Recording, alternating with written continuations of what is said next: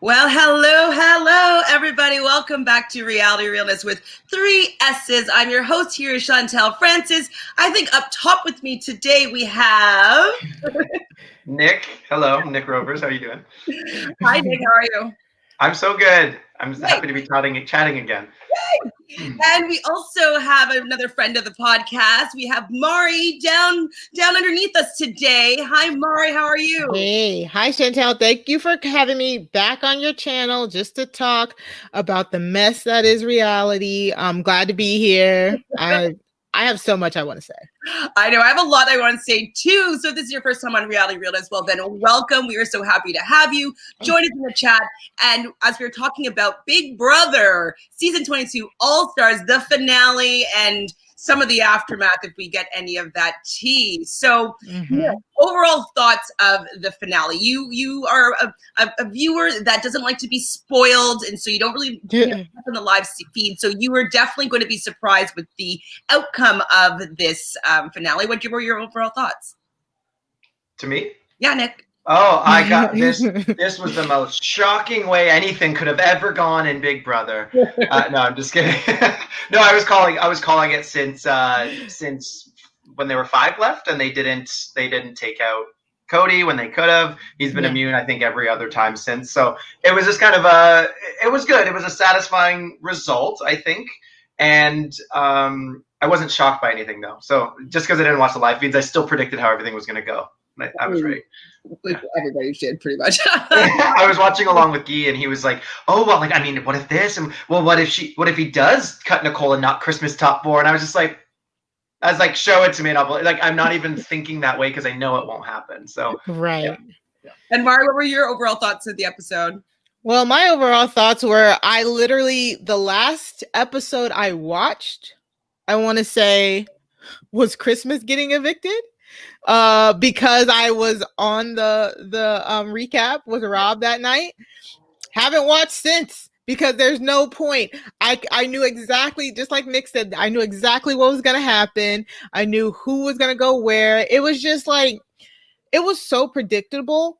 But I will say I was shocked when Cody eliminated Nicole, because I haven't been watching or listening to the updates or anything like that, but it really seemed that they were lockstep going to the final there together. So I was a little shocked that he cut her.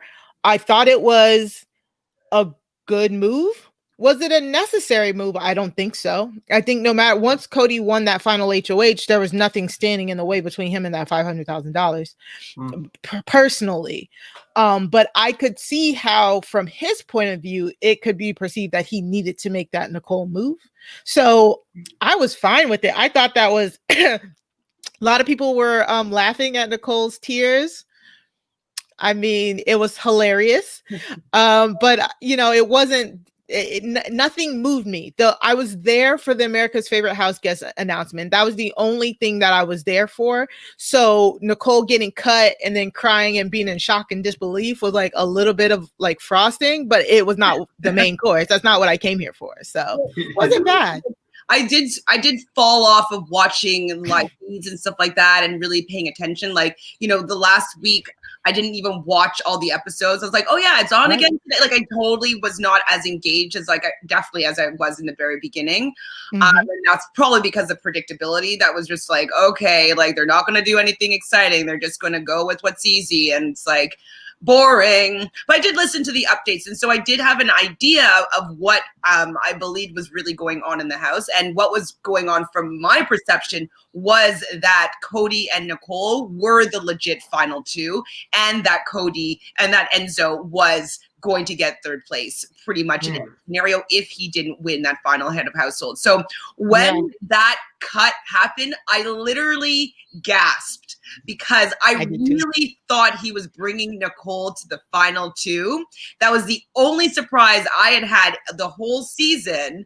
And I definitely was shocked in that moment. And so it's interesting because, like, I was watching the feeds, I was able to actually get misdirected by how Cody was treating her the whole week. The whole week he was saying, like, I'm taking you, I'm taking you, I'm taking you.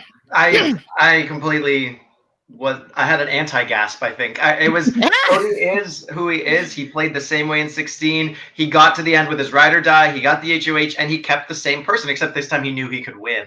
So I just don't think he says he considered taking both. I think it was always Enzo because loyalty. He made the deal first with him. He also knew he'd be easier to beat. Also, I think part of it is like, okay, she has $500,000 from CBS. Enzo has zero or whatever, like per diems or whatever. But Enzo has zero and he has kids and he's gotten me this far really well. I owe it to Enzo. So I always was like, no, he's just telling Nicole like that conversation in the finale in the bathroom before part 3 happened. It's like, oh, I'm still up in the air. Yeah, or I'm not up in the air. It's tough, but it has to happen. I was like, that's him playing the game because he knows that he needs to keep Nicole lulled into that in the event that he doesn't win because Cody was going no matter what. So, but I think Cody's best move was taking Enzo. I think Nicole should have taken Enzo as well, and I don't think Enzo would have got many more votes against Nicole either. So Nicole says she was locked in and like, I'm betrayed. I can't look at him right now. She in Diary Room said, I still don't know how to make this choice. This is a really tough choice.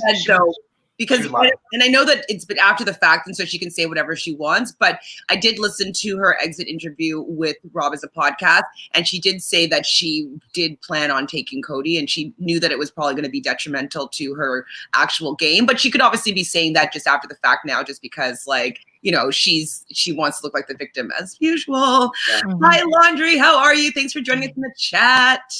We know that she doesn't need to be honest or upfront with people. We've seen that the times she's played. She'll always just do what makes her look best and say what makes her look best. So I think it makes her look best to say, like, I was always going to take Cody, when in the diary room she 100% was saying she was up in the air. Maybe that was production trying to say, like, pretend you don't know, but at the same time there were very strong merits to cut Cody, and she's not a dumb player. She would have thought about every single vote and cut who she thought was best. Why? So I'm sorry. Why would she think that in her after interviews that saying she would take Cody would be the best bet? You know, I think make her look like the victim, though. That's what I'm saying. Yeah, because now she's a victim in third, as opposed to like Netta. When Netta gets cut, and like, I was gonna do the same thing to him. Like that makes sense. She has to play the meek victim, and she has to keep up the facade now because she knows there's backlash if she comes out of the house. But the funny thing is, it makes her look dumber. Like, at least to me, at least to players. She wants people. Yeah, she wants exactly. She wants that sympathy, but she doesn't want that game respect. Because the game respect would be, she was like, that makes sense. You know, I'm a winner. I would have done the same to him. I think, you know, a lot of people on our side of the fence would have been like, okay, so she knew that, you know, what she should have done and she didn't get the opportunity. But her saying, oh, I would have taken him and this sucks and blah, blah, blah. She wants that other flip of the coin. She wants what she's used to getting, and that's that tier sympathy. So yeah, no. So Laundry says that she's really glad that Nicole lost and day one. I think that's like a general consensus of the fans. Does anybody disagree with that statement? Wait, I didn't hear who were the top 3 for. It was Devon, Tyler, and who? The third person this year. They only said 2, but we're assuming it was Janelle. Yeah. Oh, they only said 2. Oh, okay. They only said 2. Yeah. I don't. Why would Laundry Day think Nicole was going to get America's favorite player? Well, I think that just means I think she lost in general. Game and Davon won in general compared to like what Nicole did. More money than Nicole did. More money. Yes. Lots of sponsors, stuff like that. So I think that definitely Davon won in this scenario. And especially I think she's comparing to also the fact that there was a time when Davon really wanted Nicole just to be honest with her as a friend and people that are trying to repair their friendship. And Nicole made a game move, fine, as Christmas would say. It's a personal game move or it's a game whatever. But she chose the game over salvaging that relationship with Davon. And so I think that that's also the win there. It's like, you know, Nicole duped her again. Yeah. But the thing is, she didn't need to do that though. That's the biggest problem I have with that game move that Nicole did. So initially when she made that when she told Davon, no, I voted for Ian, and Davon went at David in that really ugly argument that they had literally like basically right after the vote, I understood it then. Like, I still didn't like the move, but I understood it then. By the time we got through, because she wanted to protect herself from HOH and then through veto. After HOH, neither David or Davon got it. After veto, neither of them, got it. Davon asked her after, again, for the final time before she left, because she knew she was going, she said, hey, she sat her down. She said, I get it. Like, can you please tell me, did you or did you not vote for Ian? I don't want to be made a fool of myself with David if you voted for Ian. At this point, Nicole had nothing to lose from telling the truth. Absolutely nothing. And she continued to lie to Dave's face. Yeah. And then Dave goes and then she tells her in the goodbye message. That is so stupid. It is so stupid. I'm sorry. It's not jury management 1. And again, if you have personal history with this person, you've known each other for 4 years, and you come into this game saying you wanted to make amends, blah, blah, blah, blah, blah, even though I don't believe any of that. Like, at that point, she had nothing to lose. And she should have said, Day, you know what? You're right. I lied. I'm sorry. At that moment, I was afraid you were going to suck it up and own it. And own it. Say, I just wanted you not to be mad at me if you won HOH. You didn't win HOH. You're on your way out. So before you leave, I'm just going to be honest with you. I'm sorry it went down that way, but this is what I had to do to further my game. And Davon has said it in the past. She said it then. She would have respected that. Davon is not emotional when it comes to being told the truth or the game. She's emotional when you lie to her, and she has every right to be. So we're not going to invalidate her feelings. Christmas, like this, there's things, there's game stuff, there's beyond game stuff, and there is just being a human and knowing who you're talking to and who you're managing, because you can't manage everybody in a jury the exact same way. Yeah. So I wanted to hear it, but I had to get that out. Well, she's like, I got my life with how mad Nicole was, crying, shaking her foot, looking like she was moving around false teeth, big mad. Yeah, she was big mad. I think that she was really thinking, and she kind of stated this with her exit interview with Rob, was that, she really wasn't sure if Cody had been duping her this entire season and that they weren't as close as she thought they were. Like, their family is close. Obviously, she knows she played with his brother. She played with him. She played with his best friend, Derek. Like, there's so many people that they've been connected through. And so I think that she lost sight of the prize there, and I kind of do feel as though she would take him to the end because of that, like, that history that she has in the real world with him. And so I was wondering whether Christmas was going to give Nicole the little bit of a lecture of it. It was a game move, Nicole. Exactly. Be mad at Cody right now because, like, it was a game move. I just want to know if she would do that to her as well. Exactly, because Nicole, everything that she exhibited on that stage was very emotional, very over emotional, and nobody said anything. But it was borderline tantrumy, I would say. Like, she was kind of having a tantrum, and like, I can't look at you right now. Like, she says blindsided, but she was in the diary room all week being like, yeah, I'm a little nervous. She already had that upsetting conversation with Cody when he was kind of like poking fun and being like, why should I be complaining to you? Why are you like, they've been already, she said, I'm getting stressed out. I'm getting upset right now. When they were talking about things like this, she had to have some warning that he wasn't as locked in as she was, I think, pretending to be. She was going back and forth. So was Cody, and eventually he decided to get rid of her. And she has to be more like Ian in that way, being like, okay, it's a game move, I get it. Yes. Does it sting? Do I hate that I had to be the victim of it? Yeah, but okay, that's what Cody thought he needed to do to win. If I won the HOH, I would have had my power, and I would expect someone else to respect my decision. Yeah, and that is the difference between a pure game move, like a strategic game move, and just lying to twist the knife, I guess, or just, So at the beginning of this episode, we started at part 2 of the head of household competition. Nick, you're a game maker and game master. I don't know if you know this, Mari, but Nick and I do run our own weekend-long Big Brother. And so Nick is generally the game master. I do put some input in there, but he definitely has a great knowledge of how to piece these puzzles of, gaming together. So what did you think about that competition? I thought they, like, these two, they were very familiar. They were very expected. Even Guy was like, so wait, what are the other parts? And I'm like, well, part 2 is always trivia about the season, and part 3 is always jury questions about the jury or finish the sentence and stuff. And I was like, remember in Byron Big Brother how we do that? And he's like, oh yeah, I got to think of the past seasons we've done.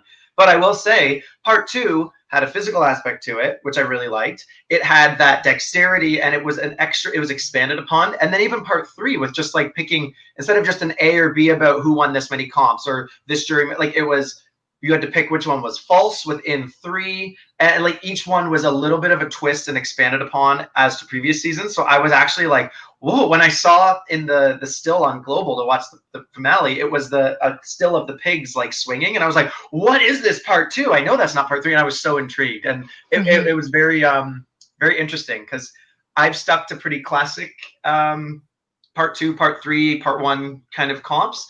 And I've changed it up a little bit, and I'm still like working on that. And it was great inspiration, I would say, for sure. Yeah, I definitely liked the fact that it wasn't just one thing that you had to do. Like you know, basically I found that Cody, he beat the system. Like, you know, Enzo was just still managing the beam and like the swinging things, when Cody's like, okay, well, I'm going to just run down and like push them, run down and come back around instead of like trying to walk myself back through these swinging pigs. And so I thought that, you know, Cody really was very smart. And I thought that in this competition, it really showed that, you know, I hadn't really been giving him that much credit on his smarts with the game. Like, we knew he's a competition beast, but like these final end game competitions, he gamed them pretty much like Ian was hoping to. And so I was definitely really impressed by Cody in his performance, especially with the difference in time between him and Enzo. How do you feel for Enzo about this, Mari?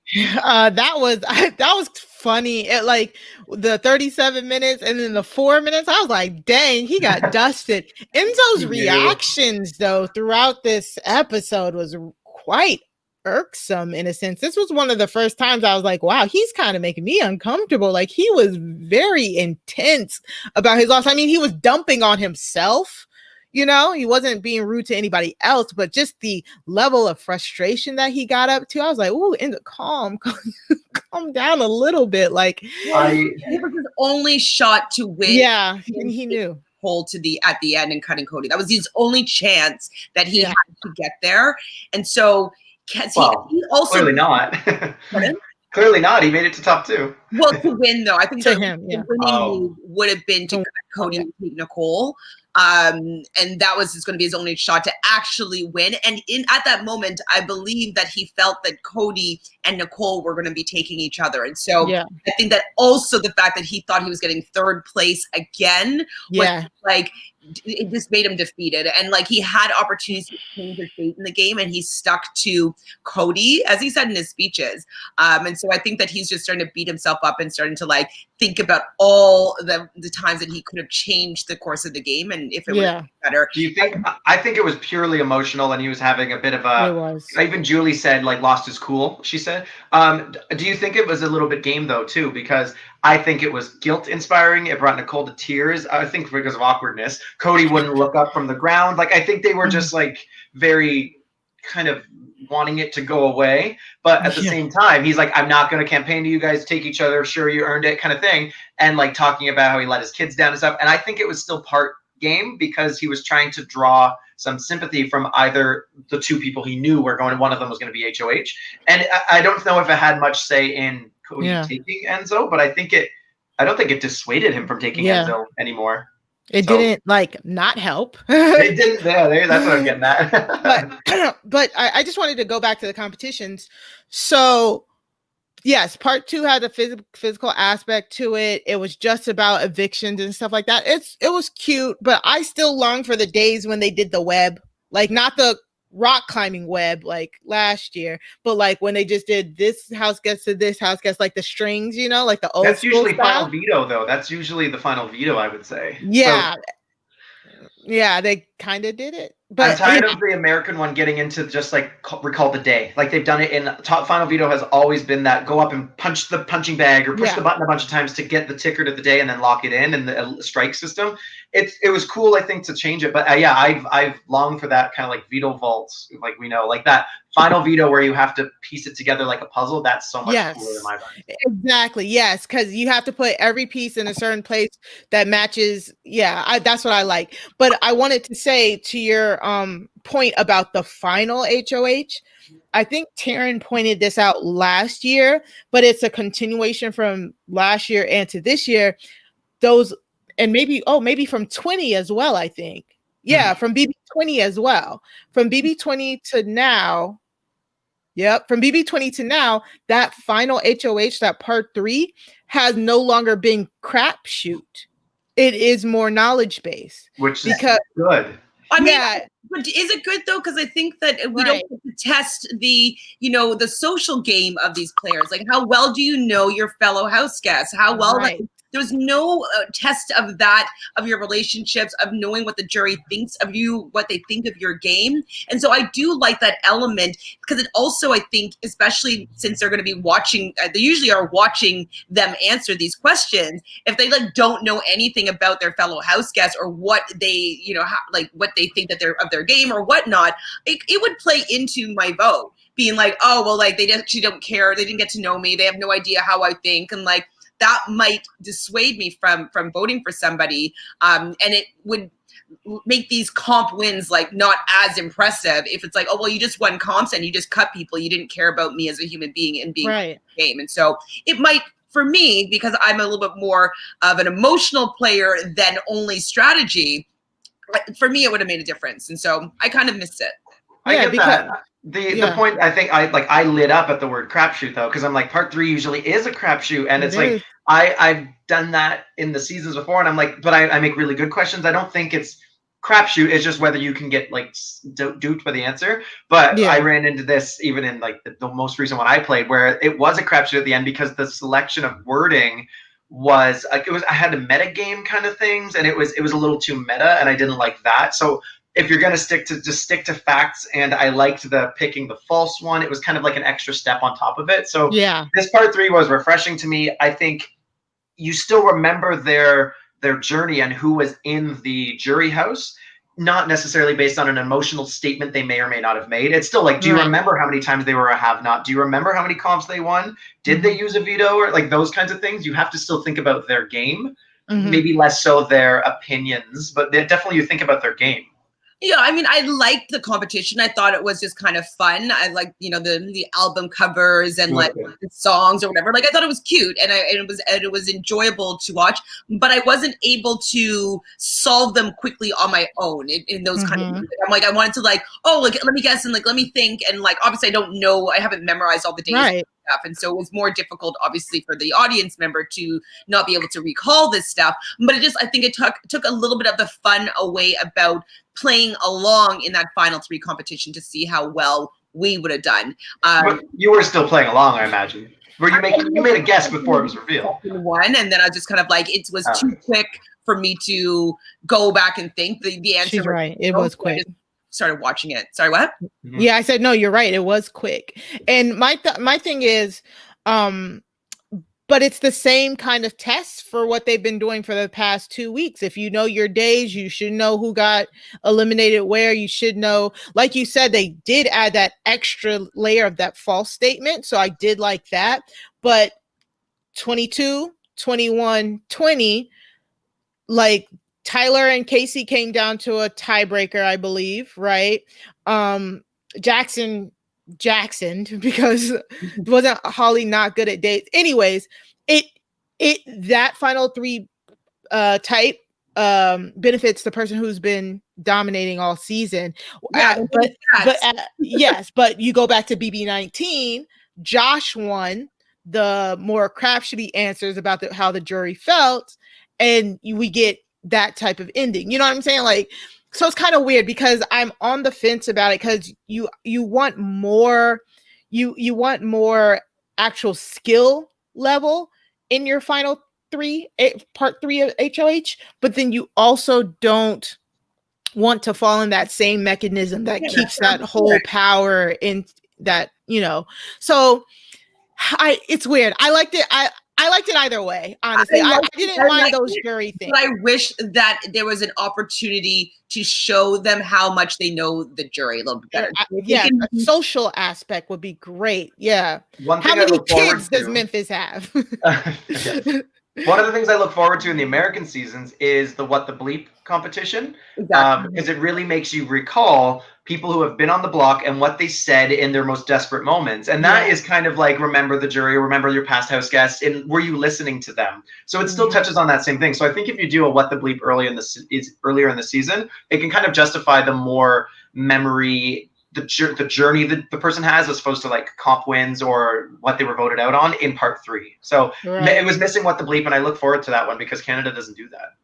So Laundry says, I wanted Chantele to be super petty about Nicole losing. That's what you get for playing with the boys. Danny, Christmas, and Nicole all got burned by the men and now want to cry and pink. What does that mean? It's a reference to the Women's March. The girl power. Yeah. It's funny. Laundry also says, Enzo could have said, I wasn't in your lines and you kept me. You kicked out your own members and didn't have to do a thing. You destroyed yourselves. I deserve to win. I fooled you all. That's so good. So, well, Cody didn't say that this was part of his strategy, but I do feel as though he was leaving them both kind of like unsure as to who he was going to take, and so that maybe they wouldn't prepare their ending speech so well. I enjoyed Enzo's final speech personally, but I think that he probably could have constructed it a little bit better if he was more so realizing that he was going to be in the final 2 seats. So I think that was also a little bit of strategy on Cody's part. Do you think that Enzo didn't expect it? I know he was so thankful and like brought to tears and stuff, but do you think that he didn't expect to be taken? He on the feeds, it seems as though he wasn't necessarily expecting to be taken. I thought it was like, whoever wants to win, take Enzo. He's not that articulate. He will stumble a little bit, and he demonstrated that. He's still likable and he said valid things, but Cody was just Cody prepared an essay and Enzo was just like saying the first thing that came to mind. So I think it was easier for whoever to win against Enzo. Hi, J Jobs. How are you? So J Jobs says, hello. Unlike the viewers, the players have nothing else to do other than memorizing dates, competitions, etc. LOL. It's true, though. And so that's why I also don't think it's that interesting for the audience to watch. It's because it's like, okay, we're watching them take a test. You know what I mean? It's and they're probably going to get perfect. You know what I mean? Like, the only interesting part was the fact that Nicole got the first one wrong, and we were trying to see if Cody's was going to get one wrong to tie it up. Like that was the suspense of that. And so I feel like it would be more dynamic choosing a What the Bleep type thing, or it's just something that was a little bit more crapshooty, as we say, so that we would be able to, see something different within the outcome and be kind of excited and engaged by it. So the 8th member of the jury comes into the jury house, and it's Christmas. What did you think about the jury discussions? Like, was there anybody's points that stood out within like the first conversations that they were having? I liked how they kind of challenged each other's views a lot, but there was nothing super that stuck out. They kind of just all made cases for anyone winning, and then someone would be like, well, yeah, but I don't like how Enzo got there, and someone would be like, well, he deserves it, and then someone would be like, well, Nicole just wrote, well, actually no, Nicole has some merit, and like they kind of kept each other in check, and they kept it very vague and ambiguous, so it made it kind of interesting, where it just came down to like, I want to see who wins this final HOH because then I'll know my winner kind of thing based on who they pick. But I don't think Enzo really ever had a shot, even though they kind of talked him up that he could. But the only way would have been if Enzo won like with the final HOH and took out Cody. And they all kind of went on record saying that. So I was glad that the jury was at least open to like rewarding a huge move super late in the game when you might not respect all the other moves before. So like the jury wasn't that bitter, which I liked. What did you think about David's question? What is jury management? Do you think that he was actually asking that because he didn't know, or do you think he was just like bringing up a talking point? I think if it was just to be brought up as a talking point, they should have picked someone else other than David, because it just makes him look like if the producer's just like, someone ask what that is just so we can get talking about it, why would you pick David? Because it's just going to further perpetuate that he knows nothing about the game. So part of me thinks for that reason that it must be him actually either asking what does it mean to Devon specifically, or what does it mean in general. But I think David understood it. So I think he knows what jury management is. I think he more so wanted to know what it meant to Devon. Laundry also was wondering about this. So she asked, or she says, I can't believe that Davey asked what jury management was. I mean, I think, I don't know. Okay, I'm gonna ask Mari what she thinks here. Margo, so our question is, what do you think that David was being authentic when asking what is jury management, or do you think that he was asking what is jury management to Devon, or was just posing it as a talking point? I thought he was posing it as a talking point. I didn't understand why everybody thought they just took it as he was like a complete like nonce, I guess you would say. And so I think he was actually asking like, what is like jury management? Let's talk about it, because I mean, we've talked about it on multiple podcasts. You know, what do you define as jury management? What should these players define as jury management? As a jury, what do we define as jury management? I thought it was an okay question, but I guess because it came from him, it was just like ridiculous.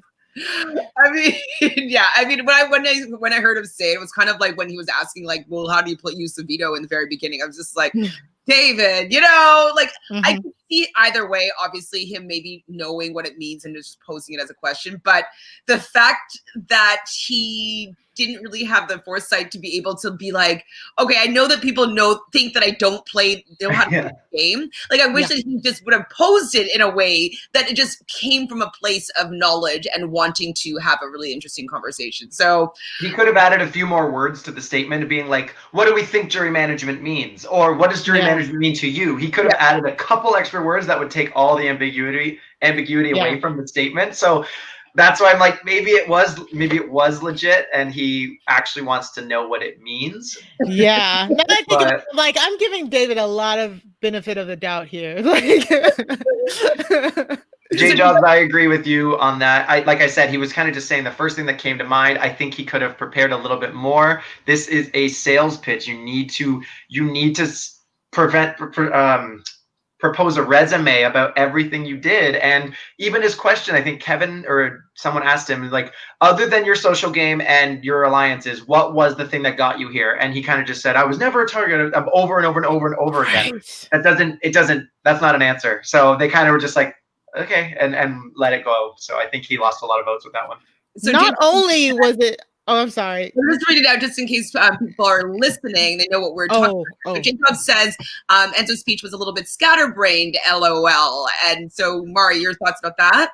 My thought process is not only did he repeat the same point over and over again, but it was a point that wasn't even good against the opponent sitting next to him, because Cody had also not touched the block the whole time. So I was just like, you're hammering home a point that the jury has already discussed. He doesn't know this, but just from a knowledge standpoint, Cody hasn't either. So saying that repeatedly helps you in no way, shape, or form. I loved what Laundry Day said about what he could have said about infiltrating that alliance and maybe turning that alliance maybe bitter towards Cody. But I again, you guys were talking about it before I cut out. I think Enzo was just so far down that rabbit hole of beating himself up that he did not prepare for his speech at all. Meanwhile, Nicole is over here practicing, has the points, has everything together. She's already at finale night. She's not even thinking past it. And she gets cut with her perfect speech. She's given to Julie, and Enzo is like, oh, holy shit. He's never been in the final two seats before. And that's something that Cody did say. He was expecting that Enzo would have floundered a little bit more because he doesn't really understand what the pressure is like sitting in the final two. And so both Nicole and Cody knew how prepared you have to be in that situation to be able to handle the final two. And that could also have been a reason why Cody kind of cut Nicole, is like 100%. She's able to prepare something. What Cody also said was that she would have been able to show her game and been able to articulate how she did a good job. And so it would have been a tougher beat for sure. Also, it's very different from Enzo's game. Cody and Enzo had similar games. It's just Cody did it better with, he was a target and he did have to win a bunch of comps to keep himself safe, and he did it. So he had a harder journey, and the jury respects that. So sure, Enzo can say he wasn't a target, and it is different from Cody because Cody was a target, but Cody fought against adversity, whereas Enzo kind of just blended into the woodwork. And he not like he did a great social game, but Cody had a tougher journey, and juries always value that. Well, what I liked about Enzo's speech is that he did play into the fact that he is a very likable person. I feel that, like, at some points I was like, I want this guy to win. I was like feeling that. Like, if I go back and I look at like the resume and like I look at the game portion of it, like there was no way that I would ever have actually been able to give him the win in the end for this particular season. But when he was making those points, like, or just saying his speech in general, I was like, he touched my heart in the sense that, like, I knew that he wanted, and he did deserve it. But just in this particular game, not as much as Cody. And so, yeah, exactly. And that's why if he was sitting next to Nicole and Nicole had her prepared statement and he touched people's heart, he had a chance of winning as well, because the jury said time and time again, they want to vote for Enzo. They needed something from Enzo to get him to vote for them. And it wasn't going to be beside Cody. That wasn't what it was going to be. Well, it sounded like Devon in the jury, all the jury talks we saw like throughout the episodes, where she's like, I want Enzo to win. I'm voting for Enzo, but he needs to play now. He needs to start making moves. He needs to do these things. And he won the final four HOH, but he didn't. Cody had much more of a say on how things played out. So it just looked like Cody's game. Yeah. They always want that shiny move that you can put a name next to, right? Yeah, especially near the end game. And so just to make them not think about all like how bad you were before, it's like, let me see like the cool stuff, like while I'm like really analyzing your game. So Laundry also says, agreed. I think that Enzo gave up and just grasped at straws. I mean, I don't think that he felt that he had a shot. I think that that's kind of why he was like, I'm just so happy to be here. I'm kind of, this guy, he deserves it. Like he does. And so I think that he did give up in a sense because he knew that he didn't have the resume that Cody had. But I definitely was feeling for him. And if he had constructed a better speech, I think that he may have been able to sway some people. But I think so too. Cody's 8 wins, and not touching the block and not being that hated by that many people. Your most hated is Danny, and Danny's still obsessed with him. So I think that he just knew that he couldn't win against Cody.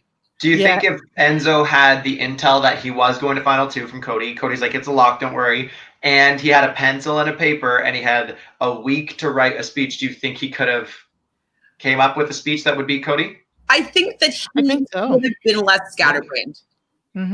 I think he would have come up with a better speech. When he was talking himself off the ledge about not getting rid of Nicole, and he was justifying on the feeds, he was justifying keeping Nicole at during that triple to himself to make himself feel better. He was making points for himself, but it was much better articulated than what we got on finale night. So I do think if he had a few more days, I saw people on Twitter who wanted to give it to him off the speech he did last night. So, but so any type of more preparation, I think would have only benefited him. And just like if he had said anything close to what Laundry Days said, I kind of would have been like, that is good. So I mean, it couldn't have hurt him, to be quite honest. J. Jobs says it was interesting when Christmas and Dave debated game moves versus emotional game moves. We talked about this a little bit. But what do you think about Christmas's stance here, Nick? Like, I get it, but like, what do you think about it? I fully see where like Mari and Devon are coming with it, like talking about, is this mostly in reference to the Nicole lie, a lot of it?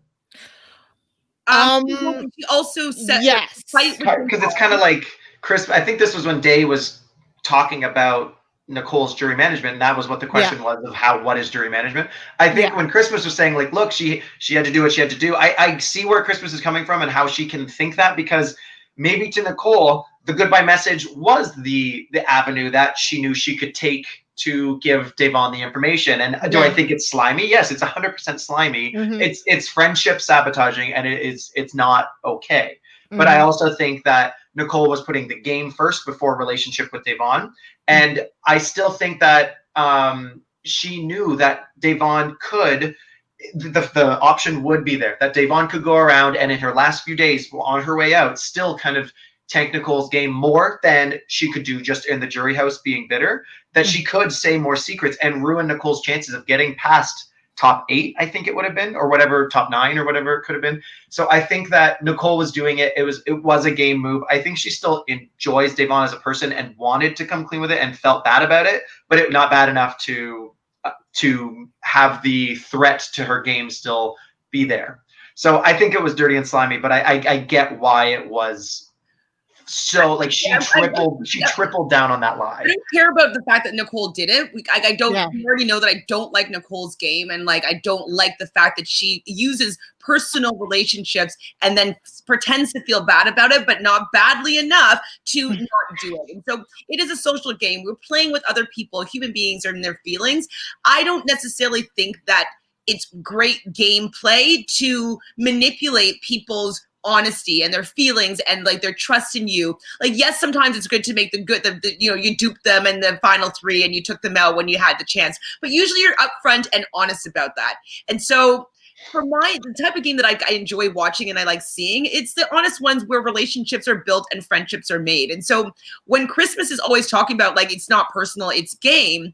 Well, it's like, well, you are a human being. Like, if you were planning on having a friendship outside of this house, or you were planning on repairing your relationship within the house, I don't think that Christmas really has a leg to stand on here. But also about jury votes, it's still personal in the fact that, yeah, you can make all these great moves and say it was a good game move, look, I got you out, but you still have to think they're a human with a vote in the end, even if you're just keeping it in game. Outside of that, they're a human with a heart that I'm going to interact with after the game. And like you have to kind of decide what you want from this person. And I think Nicole in that moment decided, I care more about what you mean to me in this game than what you mean to me after the game. So I think that's what made it slimy. But see, Nick, I would agree with your logic and Nicole's logic if this was a newbie season. This is not a newbie season. This is All-Stars. These are not two people who don't know each other. They played together. Devon voted for her. They had an open conversation in the first 3 weeks of this game about how Devon has said from the beginning. How can I get that on my couch that Devon has said from the beginning? She loves this game. She loves Big Brother. She loves the lying. She loves the backstabbing. She just does not want to be made a fool of. Like, how can I get that from my couch and understand that? Memphis can understand that, but Nicole doesn't when she has a personal relationship with her. Though, and she didn't hear. Nicole 100% fully understood it, and I think that she still chose it because she thought it would be better for her game and Nicole specifically as a unit inside the house, not about Nicole and Devon as a relationship in and outside of the house. I think she thought she was being selfish by doing it. Yeah, and that's why I say it's not a good move because, again, especially people like Christmas, we're going to go back to Christmas for a second too, saying like, oh, it's a game move, it's nothing personal, everybody should treat it like that. That's the thing. If I'm in that house for Christmas, I'm going to handle it to her like this. Like, Christmas, you're going. I'm sending you home. It's nothing personal. It's a game move. You're coming after me. I'm coming after you. You got to go.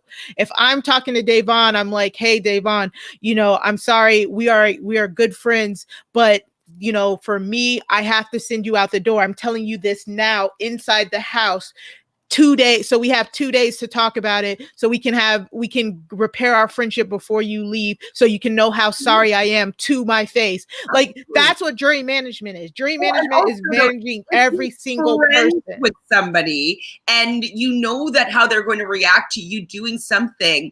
Maybe try and figure out a way that you can make that below a little bit better instead of like this whole like I'll apologize later for it when you know that she's never going to to forgive you for that action. And so with Christmas's, angle here, I'm always just like, shut up, Christmas, because part of the game is to manage people's emotions. It is. Whether it's for your benefit or not.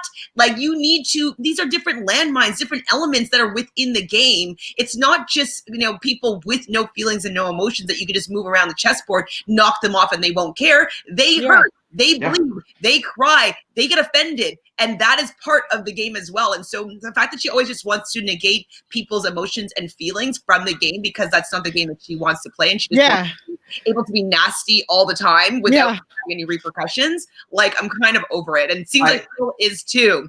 From the most emotional player talking about take emotions out of it. Agreed. That's the thing. She got emotional and cried and said it was like the third strike or whatever. When Enzo puts her in the block in top 4, when we all know the block does not mean a thing pre-veto in top 4. So I was just like, Christmas, it was very, what's the word? Hypocritical, I guess. And the fact that she's saying like, oh, just get over it, like emotional stuff. No, I think Devon had every right to be livid and like not respect Nicole in that way. And I think Nicole knew that her choices and her lies and perpetuating them was kissing Devon's vote and friendship goodbye for good. And I think that was still more important to her within this game because it made her maybe she would get to top 2 as opposed to maybe get out at 7th or 8th because her game gets exposed and she keeps a friendship with Devon. So I think I don't agree with Nicole's move. I agree with you, Mari. I just think I see where she's coming from within the game because it was a way to just like silence someone, placate them, get them out of the house, deal with that later. They literally swept it under the rug and dealt with it at a worse time in a worse way. Right. He liked the date so unfortunate on Christmas and said her reasoning on why what Nicole did was affecting her decision. Yes, I love when she's like PREY. Yes, it was so good. Right, because it's true though, and like yes, it is a part of the game, but I don't necessarily resonate with people manipulating people's emotions in that sort of way. If like a man did that to a woman in a kind of like a relationship within the game, we would be coming for that man like nobody's business, saying like, how dare you toy with their emotions for this game? Like, we wouldn't be like, good game move, yes. Yeah. Well, I'll draw you to John and Netta once again because I think John kind of did that to Netta. But she was also doing it back to him, at least in top 3, right? Yeah. So I think that they had this relationship. It was strictly game. They really got along and trusted each other. But it was kind of like you'll beat me or I can beat this person way better than I can beat you. And they both thought it and they agreed to cut. They thought they were going to cut. That was like, obviously, I knew that was his game-winning move. And it broke my heart. And I knew it broke probably Netta's heart as well. Do you watch Big Brother Canada, Mari? Of course. Okay, good. I just don't want to be talking about I'm waiting to get in there, so yeah. Right? But I think though the difference is that like from my example that I'm making is that it wasn't like this like he wasn't playing her. They dated outside the show after they lived together. It's like he made that move to win the game, but it wasn't like duping her this entire time and lying to her and manipulating her emotions, and it wasn't all none of it was true. And so, like, if that was the case, we would not be supporting his move at all and being like, great game move. I don't think. It's just too nasty and just too smarmy, that kind of manipulation from my perspective. Yeah, and it kind of gives like that Jackson Holly feel. Like Jackson and Holly, they dated outside of the Big Brother house, but I mean, I don't know about y'all, but I was like, oh, that's not lasting that long. And you know what I'm saying? Like, and it that gave you that feeling of the whole preying on her emotions and stuff like that. But I'm glad you guys brought up John and Netta because my thought process that I forgot to say was I think that Cody saw Nicole as with him and like John and Netta, like that's why he cut her because I think that wall yeller thing, everybody knows they've been linked lockstep, and I think he thought that that's what he needed to do to win the game. But again, we all know he probably didn't need to do that. But yes, I did not like Vanessa Russo. When I first was watching BB17, I was not a fan. Once I sat in my feelings and my emotions and I rewatched, I was like, wow, she's really like catering all of her pitches to every person. And it does come off as emotional manipulation. But I do also feel like she owned it as well. Not as much, but definitely more than Nicole. Like, Yes. not as much as, say, a Dr. Will who openly manipulated people, but still way more than like a Nicole. So I mean, I, as a Big Brother player, I am not above the emotional manipulation or the manipulation in itself. I just think you have to know what the cutoff is for each person. You have to know when to cut your losses. And for me, my thought process is, if I know on a Monday I'm getting rid of somebody on a Thursday, and everybody knows they have no power, you know, like in the position that Day was in when that happened. Like, just let her have a week where it's honest. I want her to blow up in the house to me while I'm there to defend myself. And then hopefully those next 2 days we can try and repair. I mean, she's still going to be pissed she's leaving, but I want her to say what she's going to say. And I want to be in that people's ears to defend myself, as opposed she gets to the jury. She's still mad at Nicole. She's telling everybody that Nicole is this, Nicole is that. Nicole is not there. Nicole cannot defend herself until she has a minute left right before you vote. Absolutely. You see what I'm saying? Allowed Davon to, you know, be even more mad about the situation because she doesn't have, it's not being diffused by the person that did her wrong. And so saying here that Nicole brought their past into the game at the beginning with Day. Exactly. And so Day had the right to use it against her in the final vote. Exactly. Exactly. They brought personal relationship into the game. And if Nicole's now going to use that personal relationship as part of her game move, then also allowed to be reflected back by Dave. Be like, well, this is in the game now. This is a tool that we're using here. Now I have that to play with. And so I totally agree. Thank you, Phil. That's perfectly put. Dijon says, I'm very good at interpreting typos. I didn't even know what you did. No, I don't either. Dijon says, yes, Cody said that he did not tell Enzo on purpose that he was taking him to keep Enzo on the edge. Exactly. And I think that was a good strategy on Enzo's or Cody's part. Yeah. Vignesh. Hi, Vignesh. Nice to meet you. So Vignesh says, I think Enzo should have brought up that he wasn't part of the committee alliance. And despite he wasn't nominated and made it to the end, Enzo had some impressive points that he could have said. Yes.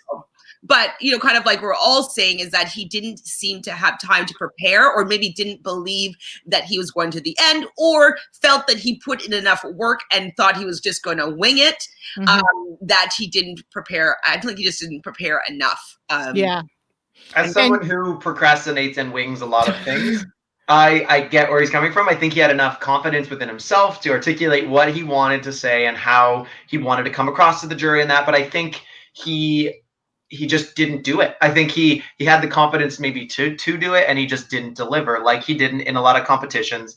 And I just think that Cody had a way better game, a way better season, a way better angle, and way better preparation. Yeah, so, I really wish he would have properly laid out how basically after he won that HOH, he actively didn't want to win anything else, because I do believe that it wasn't that he wasn't good at competitions.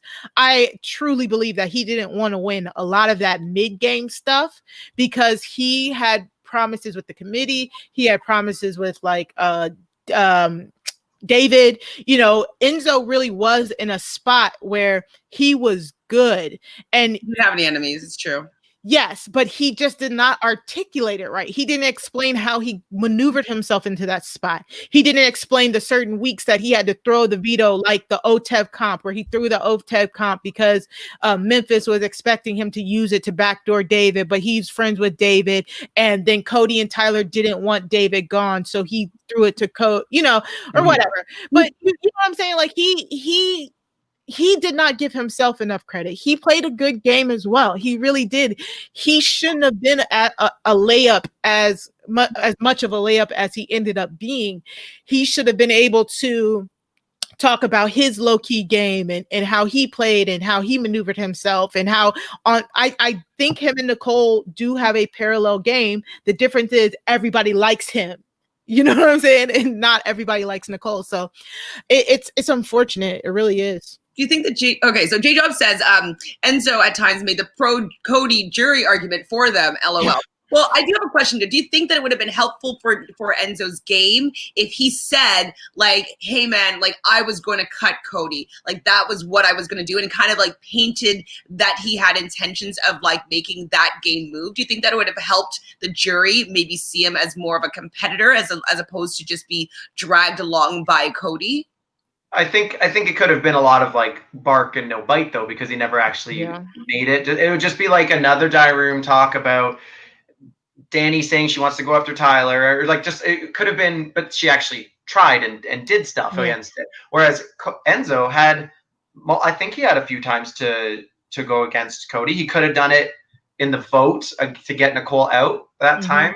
He could have done it where he even just putting Cody on the block. The fact that he didn't do that showed the jury that he was so loyal. And I'm like, you have to just put him on the block, so you have that over him. And Cody would understand it and be like, yeah, that's part of the game, I guess. Sure, you had the power, you can name me. It might piss him off a little bit that you're like putting a smear on his record, but just Enzo made no moves to ever indicate that he was. So I think it would have been a lot of bark, no bite, and it would have been just that last minute talk. It wouldn't have been, and they would have saw through it. They would have saw through it because the jury had Enzo clocked. That question about you kept saying in your goodbye messages that you tried to help us or whatever, but then we find out that you didn't. Like if he would have said, oh, I would have cut Cody, it would have been the equivalent of him when he said, oh, he tried to save David, but he was the deciding vote. Or, oh, Memphis, I didn't want you to go, but you voted. You know what I'm saying? Like I can't remember if he even addressed that, but he shouldn't have. They would have seen right through it, because that jury, for an All-Stars jury, they were good. They knew what was happening. They knew it all along. I mean, it could be because Danny was in there so early and she was able to tell all of the moves Cody made and the committee made. But that jury knew everything in that jury roundtable that Davon was hosting, by the way. She's coming for your job, Julie. Everything that they said in that jury roundtable, like that prepackage, they were looking for it in the final two speeches. And they got him in certain ways. Like they said, Enzo can't say that he hasn't been sitting on the block. He has never sat on the block because Cody's never sat on the block. What happened? Well, he did sit on the block like the final three because like he was taking the final two. So and Cody, some people don't count that, but like I kind of do count that because there was a chance for him to be going home in that moment. That means he was sitting on the block. And so he doesn't actually have like a clean record there. I do wish that I do wish that we got to see him fight a little bit better in that final two. Like he got that opportunity. I wish that he had more time. I wish that he was able to formulate his thoughts better. Even if he did it on the fly, just do a better job of articulating his game because, he just didn't really have a shot. And I think that he was defeated before, Yes. He hasn't had much time as Cody had, and Nicole for that matter, because right when Nicole left was when the speeches happened. So they all had an equal amount of time to work on their speeches. So I don't accept that as an excuse. But I also think that he maybe didn't take it super seriously. Maybe he was used to getting through the game, just kind of being like agreeing with people, like telling them what they want to hear. He said that was his strategy, just tell everyone what they wanted to hear. But then when it gets to the final two, he doesn't tell anyone what they want to hear, and he kind of doesn't take it seriously. He's just like, in my head, I think he was last minute, maybe crammed a little bit at the end for a test, didn't wow anyone, and therefore he didn't get the win. So I think it was his whole mindset going into what a final two speech should be, wasn't there. Because like Laundry Day made a great point for what Enzo could have said. We were talking about all the great points he could have made. And maybe he panicked, but I also just think he thought his game spoke for itself, and Cody was way better at, Cody's game spoke for itself way more, and he was better at telling you directly what it was. We even saw Ian being like, man, the final speeches are going to have so much to do with my vote. Even like everyone, I think there wasn't one person who was completely closed-minded, locked in on one person winning the game. Maybe Danny to Cody. Had a pretty good idea. If Cody wins the final three and takes Nicole, maybe there's going to be a bit more of a discussion. But I think that if Cody wins and takes Enzo, I think everybody was giving it to Enzo. I think if Enzo won and cut Cody, it would have been maybe a discussion between Enzo and Nicole. And I think that Nicole would have won if she was the one that cut Enzo and cut Cody and took Enzo. She would have been the winner in that point. So so the winning move was cutting Cody, and that Cody pretty much had it in the bag in most combinations, but it might have been a little bit harder for him to beat Nicole. Maybe if David decided to you let a 2-time winner get to the end. Sorry, Maury, this is going to cut off your face for a little bit, for 1 second. So Laundry says, isn't Christmas the same woman that started a fight for no reason with Bay and Day and did that clown clapping and then tried to say that she was afraid of getting stabbed because she was on the block? What do you have to say about that, Maury? Because that was I kind of started to not watch the feeds at around that time because it was really bothered me what was being portrayed, not being portrayed. It was really frustrating that time. How are you feeling? How do you feel now? I am well documented, all up and down rehab of not liking Christmas. I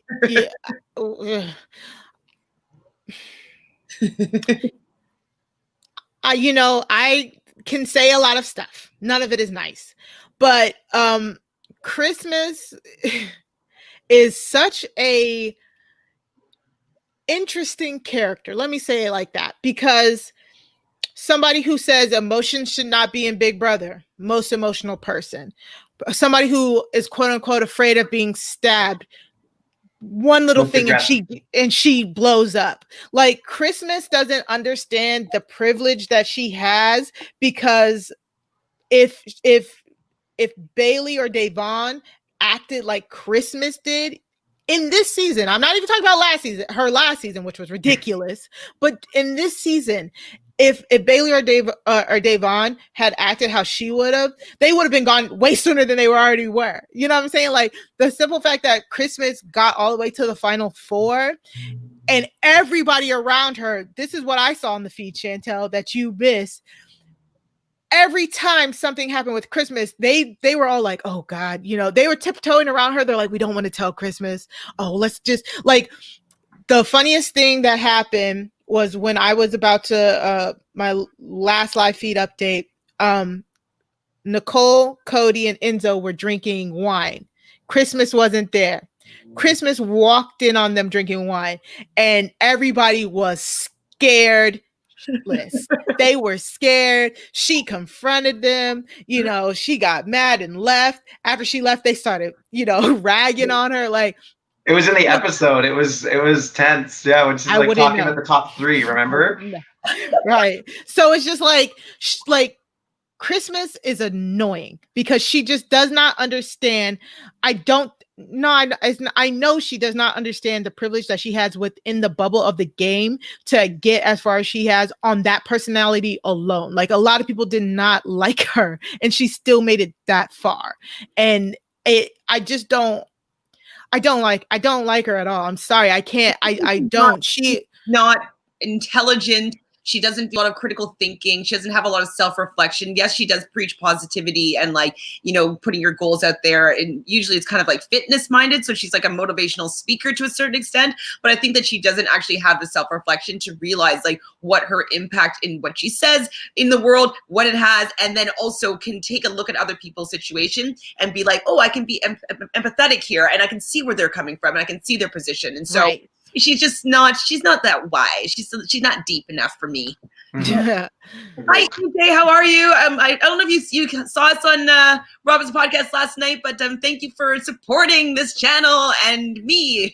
So even as an episode, a boring season, but it was because it was predictable. Nobody had the guts to veto Cody out. It's true. Why do you think that nobody had the guts to do this? It was very clear to all of us that it was a game-winning move to no matter what. Down even earlier in the season, it was just easier just to get him out and deal with everybody else instead. So why do you think, Nick, everybody was so afraid of taking out Cody?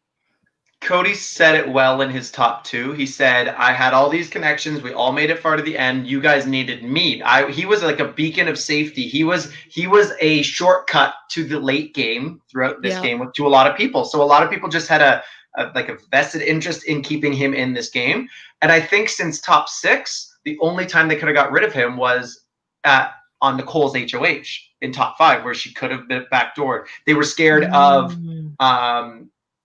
the only way it could have been done, I think, was if Enzo won the veto and saved Christmas or Memphis, then Cody would have to go up. because even if one of the nominees won it, it would have been Enzo on the block. So like there was no real way unless Enzo decided that he wanted to take Cody out. There was no other way because he won top 4 HOH, top 3 HOH, and I think he was top 6 HOH. Yeah, and he got rid of Tyler. Yeah, like he was always just winning out. There was no way to get rid of him. Yeah. So in top 7, who was before Tyler? That was the triple. This is the triple. Yeah, so he could have been targeted during the triple, but it went what? Memphis and Tyler as the HOHs, and none of them. They were boys to Cody, not as much as Enzo or but it just speaks to Cody's social game. Like they knew that he was a beast, and they were all trying to weaponize him, but he became too much of a self-sustaining weapon. Yeah, and I think another thing that we need to recognize, like I'm not taking away his win completely. Like I think that he did a pretty exceptional job of like getting to the end unscathed, winning a lot. People like him. Like he managed to do that, and regardless, it's a pretty difficult feat, but I do feel that he had a very easy path with the fact that the competitions were in favor of the people that he was working. They just won them all. And he didn't really face, in my opinion, that many, somebody in his alliance or his adjacent, they won. And so they always kept him safe. And they didn't have anybody that was kind of going against him, that he had to do any fancy footwork and like figure his way out of a jam. And you know what I mean? It was pretty a straightforward game, in my opinion. And so that's kind of the one thing that like bothers me a little bit about his game, is that he just didn't have an opponent, it seemed.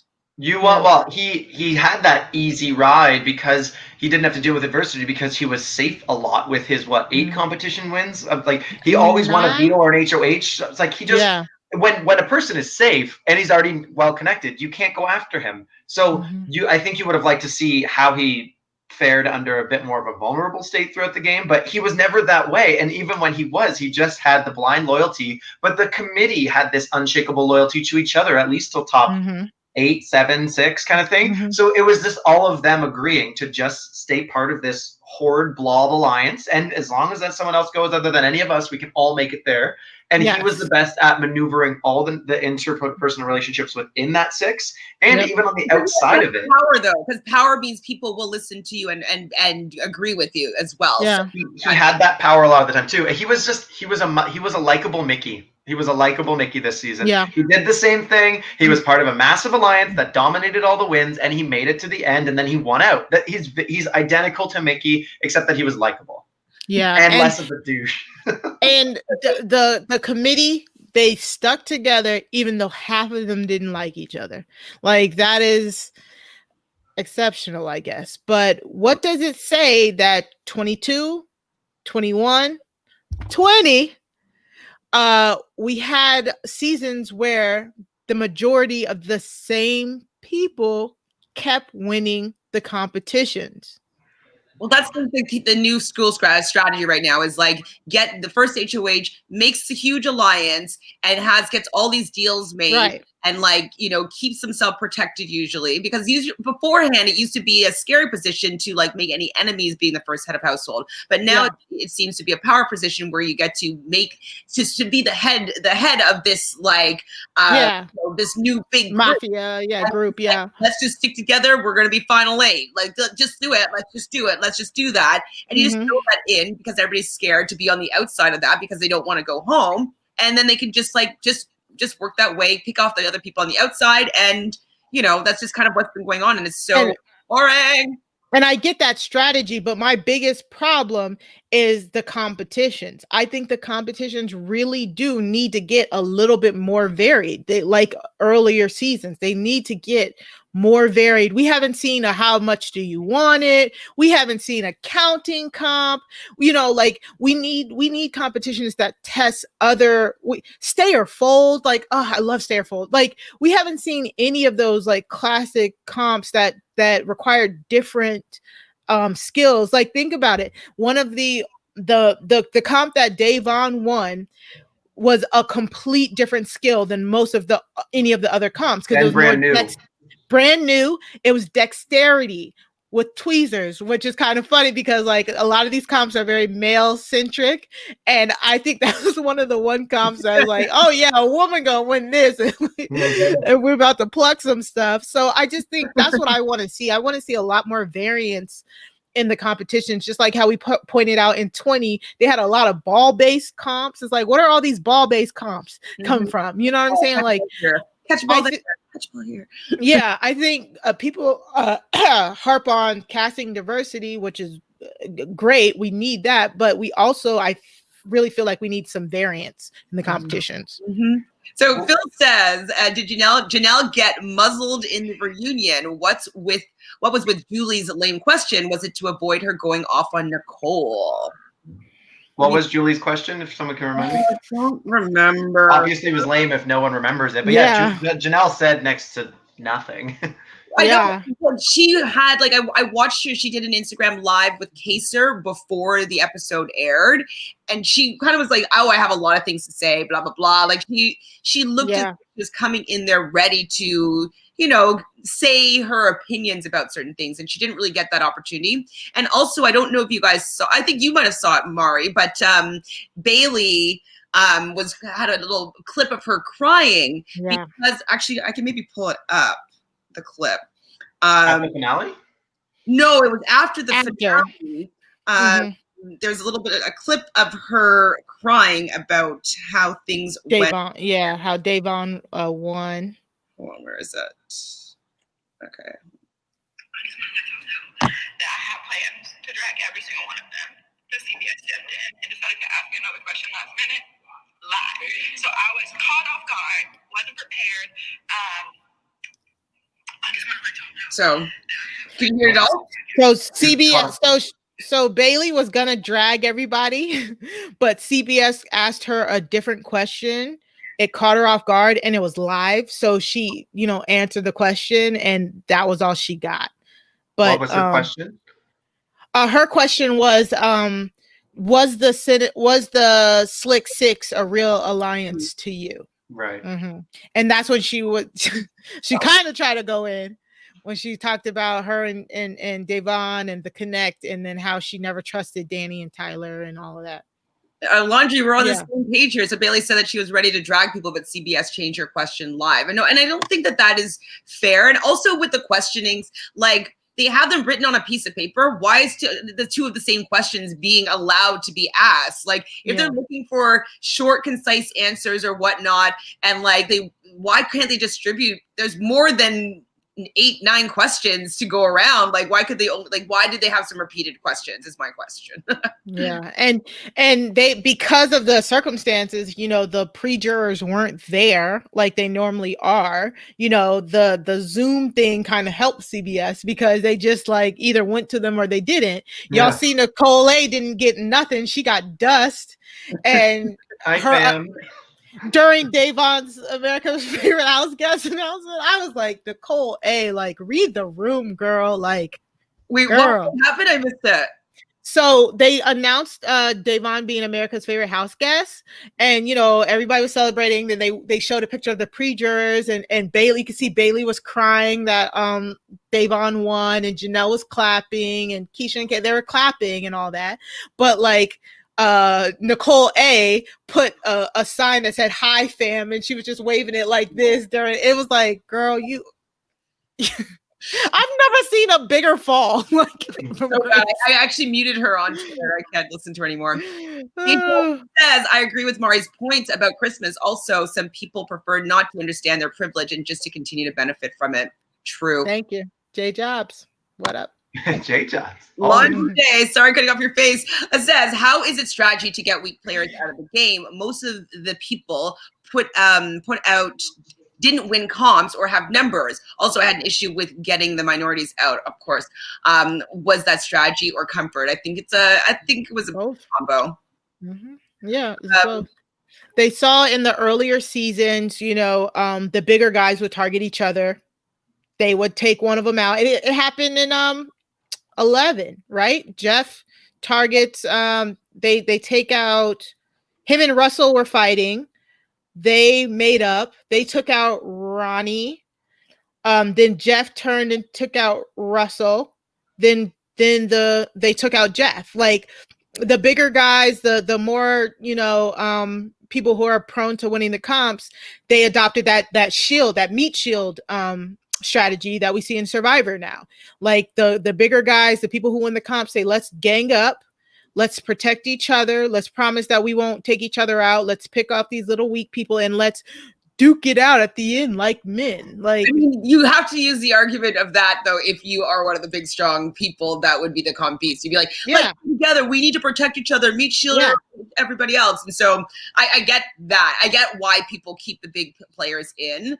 And we, in this particular season, the people on the outside weren't winning the competition, so they never really got to change the course of the game. Yeah, they never got to. What they had done. Like, we know we would want them to put up, like, you know, the Cody and the Tyler or whatever, you know what I mean, to get those guys out of there, because we know that they're big time winners of these kind of carnival games. But I don't even think that they would have done that. I think that they still would have gone with the house and done the Kaser Janelle. They just don't necessarily want to get messy, don't want to get dirty. They don't want to like make the moves because they're worried about the repercussions of the house. So I don't even think with this particular cast that the outsiders, other than basically Kaser and Janelle, would have done anything that would have changed the game, really. Yeah. I don't think it would have been as interesting, but I also think that these like big, strong guys that meet shield together, these are also the players who are very good socially. They're very good. They're very well-rounded, like Tyler, like Cody, like Memphis, less with the social thing. I don't know why Christmas likes it so much. But also we have to look at how the committee started, and it was with Memphis, a very like kind of emotionless like shark that just goes forward, doesn't care. And he formed that together, and everyone just kind of said yes, yes, yes. And he picked people like Christmas and Nicole, who are very docile men working. They're women who have worked with men very well in the past, and they kind of just do what they're told in the game a little bit. Danny, who's just like harder to have as a person against you, so bring her in. And then the loyal guys like Tyler, Cody. Those are just like, they liked working with guys. They liked getting super far. They're really well-rounded, and they're on the level kind of thing. So I think Memphis just made a comfortable group of 6. And I think someone like Kevin would speak out a lot more. Someone like Davon would be a lot harder to wrangle in to tell her how to vote, whereas someone like Nicole and Christmas, you tell them how to vote and they're like, okay, yes. Like, so I think it was strategy in making who was in the committee, because they've had the intel of how they played in previous seasons, and you can go off of how their game typically is. That's true, but I'm sorry, Chantele. It's a tad bit of revisionist history though too, because when most of those people made the committee alliance, they laughed at that. They laughed at it. They didn't believe it was a real alliance. And I think, like you were saying, what really submitted it was just once Memphis won that HOH on that second week, I was like, shit. Because we all watch Big Brother. We know that that's how you. Now it's real. That's how you cement those type of alliances. And once Enzo won 3, there was no stopping it. No, Tyler got 3. Tyler won 3. I'm sorry. Tyler won 3. Then Enzo was 4. Enzo was 4. Yeah. Enzo got rid of Kaser? Kaser, yeah. Mm-hmm. What did you say, Chantele? No, I was just saying, like, I was going to say that same point, but then just to piggyback off of that, it's like we were just making fun of Julie in the very beginning, being like, oh, Julie doesn't really even know what's going on. I don't know why she had, like, putting her hat, like, on the community, the Memphis. Yeah. That's not even a thing. It's not even really a thing, for them to not have power. So it wouldn't be a thing anymore. And then they just never had power. So it just became a thing. And production pushed it as a thing. Danny talked about how production constantly asked them about committee. I don't know if y'all saw that clip, but like her and Nicole were talking, and Danny was like, the committee, blah, blah, blah, it's so stupid.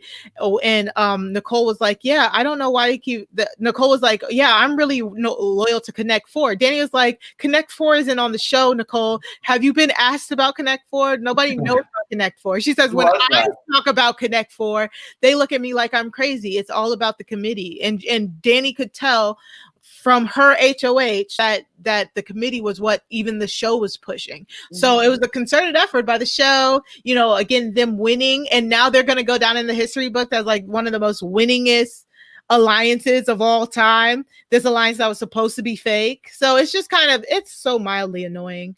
Mm-hmm. Because again, Memphis did want Bailey in that alliance initially. Danny told him to nix that. Bailey contributed as much as Nicole contributed up until the final 6. So yeah, but the committee it's just funny. It's just funny. One switch of a HOH and we would have never heard of it again. That's what I was saying in our earlier podcast, just being like, it just comes down to someone else winning HOH because it's going to be boring until they do, and we just got drained of just seeing the same people. The only one who could have made it a bit different would be Enzo because he wasn't officially in there, but no, he would do what Cody said. Yeah. Laundry said that she thinks that Janelle, Kaser, and Keisha had a good strategy because they are old school players. Exactly. They would have disrupted the alliances. And that's one thing that was really frustrating for me to watch is because, yes, their style of gameplay is what I find exciting. It's what got me hooked into the game. I never really liked these big alliances just like clobbering. Unless I'm playing, like that's the way that like it's just easier to play that way. Yeah. When I'm watching these games, like I want to see people battling back and forth. Like you don't know who's going to win it next and they need to get it. And like, you know, that's exciting when it's very close game all the time, just neck and neck. Nobody wants to see anybody be steamrolled for an entire season. Right. So I just wish that, you know, Nicole Anthony wasn't just being like, yeah, that's all that Janelle and Kaser want is just to like clobber over, like to have like 2 alliances fighting in a division. So if they want a division, we want to keep everybody happy and the same. And I'm like, and then Kevin's saying the same thing. I'm like, well, no, you want the division so you have a chance. Well, the thing, the division was already there. It just wasn't talked about, and they were on the losing side, Nicole Anthony included. So it's not so much that you wanted to just deny that there's a division or prevent a division. It's rise up and fight this division in a way. So I think just because they were outspoken, Nicole Anthony was a bit of a dud.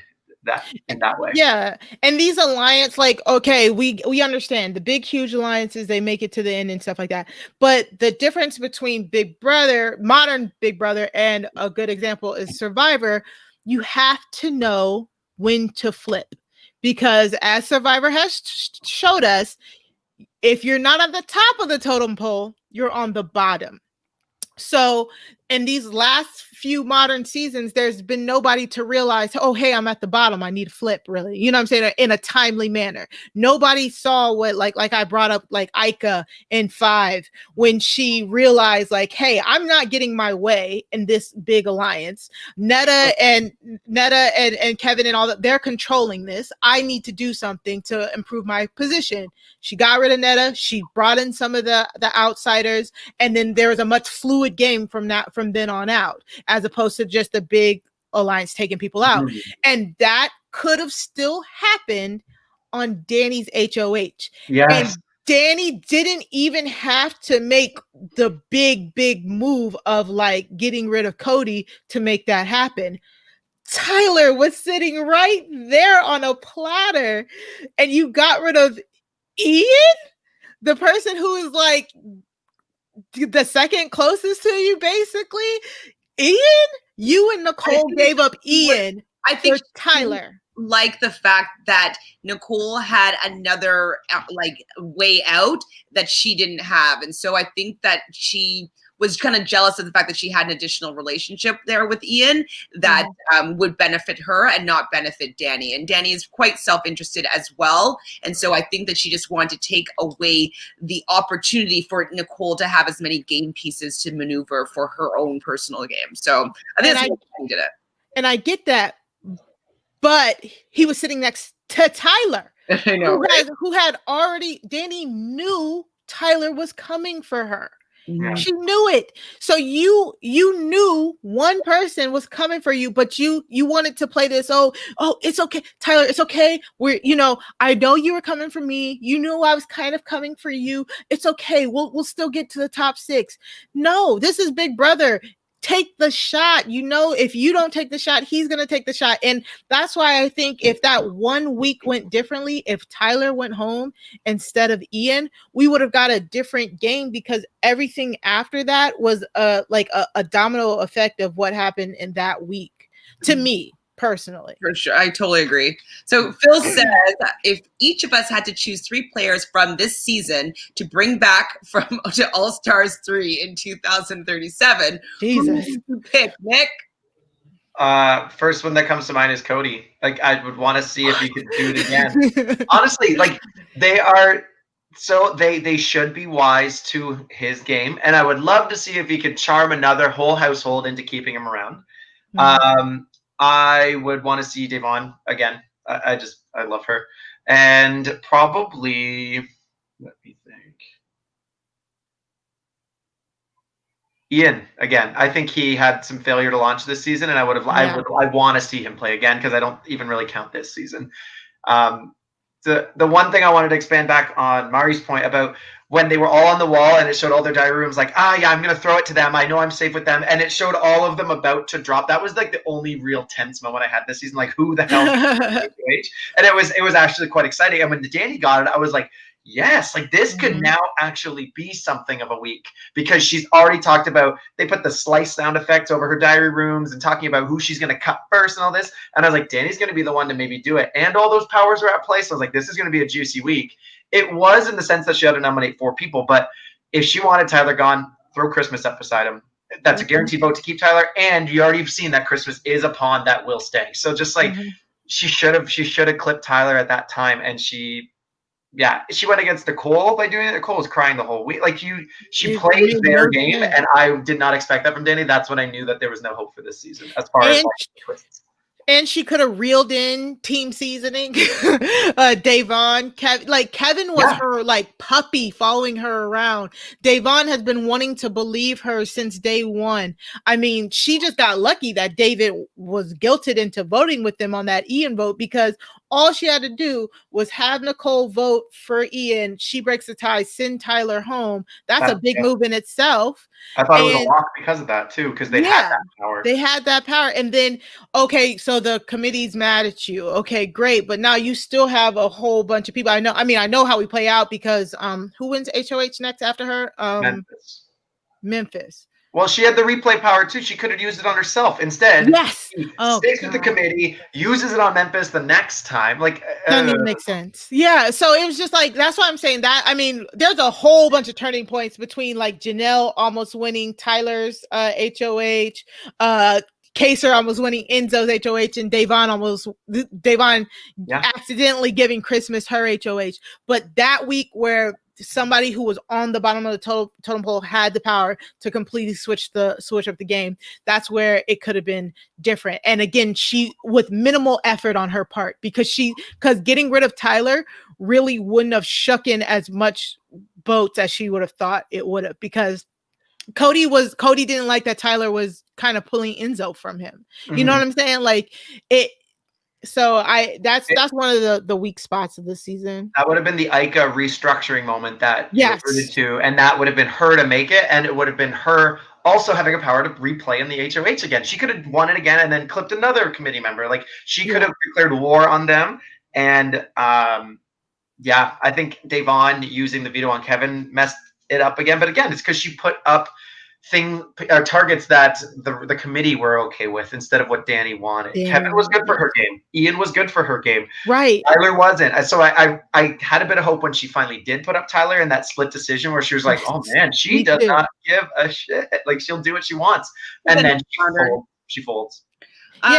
Putting up players. I was very disappointed in general with how the whole season played out and everybody's lack of, game moves and game decisions. I think that I still am interested in seeing if Kaser and Janelle could do something interesting. Like I'm still engaged by their, when they're on the feeds, what they talk about. Like I still am interested in that. I think them and Davon are only 3 that I really would care to see play again. I feel as though Davon will be able to look back and see like, okay, really what her errors were in this particular game, because she did have some opportunities where she could have been strategically better. And I think that if she went back and she looked at that and played again, she would know, okay, the move is not to join the Slick Six. Well, to join it, but not to be loyal to it and be thinking of something else. And so I would be interesting to see if she maybe learned a little bit from this particular season and changed her strategy. I don't think they were loyal to the Slick Six if it had power fallen into their hands. I don't think they would have been.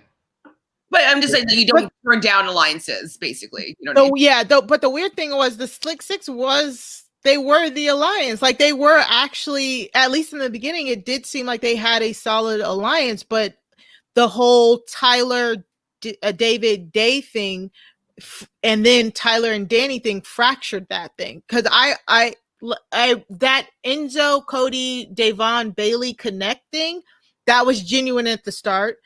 Enzo really liked Bailey, you know what I'm saying? And it wasn't until Davon, this was Davon's fault, doing that fact checking really got on Cody's nerves. The whole David and Day blowing up Tyler's game. Basically, Davon talking too much, kind of, like you say, control her flow of information.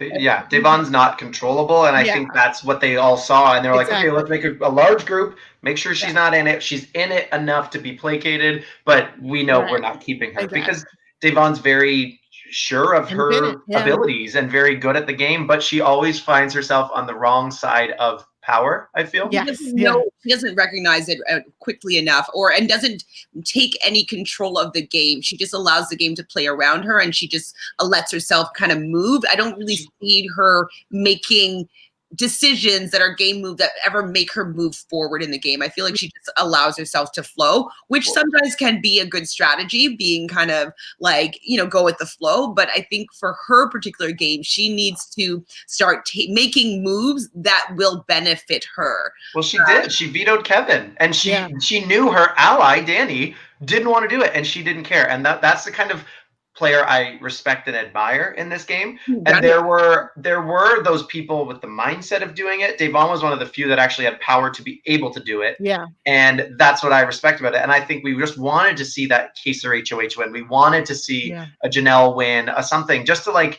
shake it up a little bit. But it's just the way the wins went made it boring. And it's not anyone's fault. It's just that the way the comps felt to be. I'm gonna have to disagree with it's not anyone's fault. I actually am blaming CBS for this season. Give me examples, because I don't see it right now. Is that it was mismatched in the very first part of that, of an HOH competition. I agree with that. 2 out of 4 women were able to compete in the second part.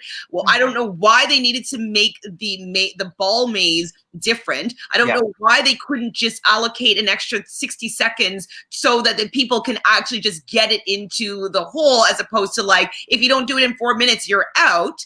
So that's the first thing. And then secondly, they did not they didn't have the foresight to reset those stars before Cody went, after Memphis was falling all over top of them. And Cody could just see a clear path of like which ones weren't shaking. Okay, I won't go on that one. And he was able to nab a really, really fast time. So I think that the whole season was steered in the direction of Cody being able to have that first HOH.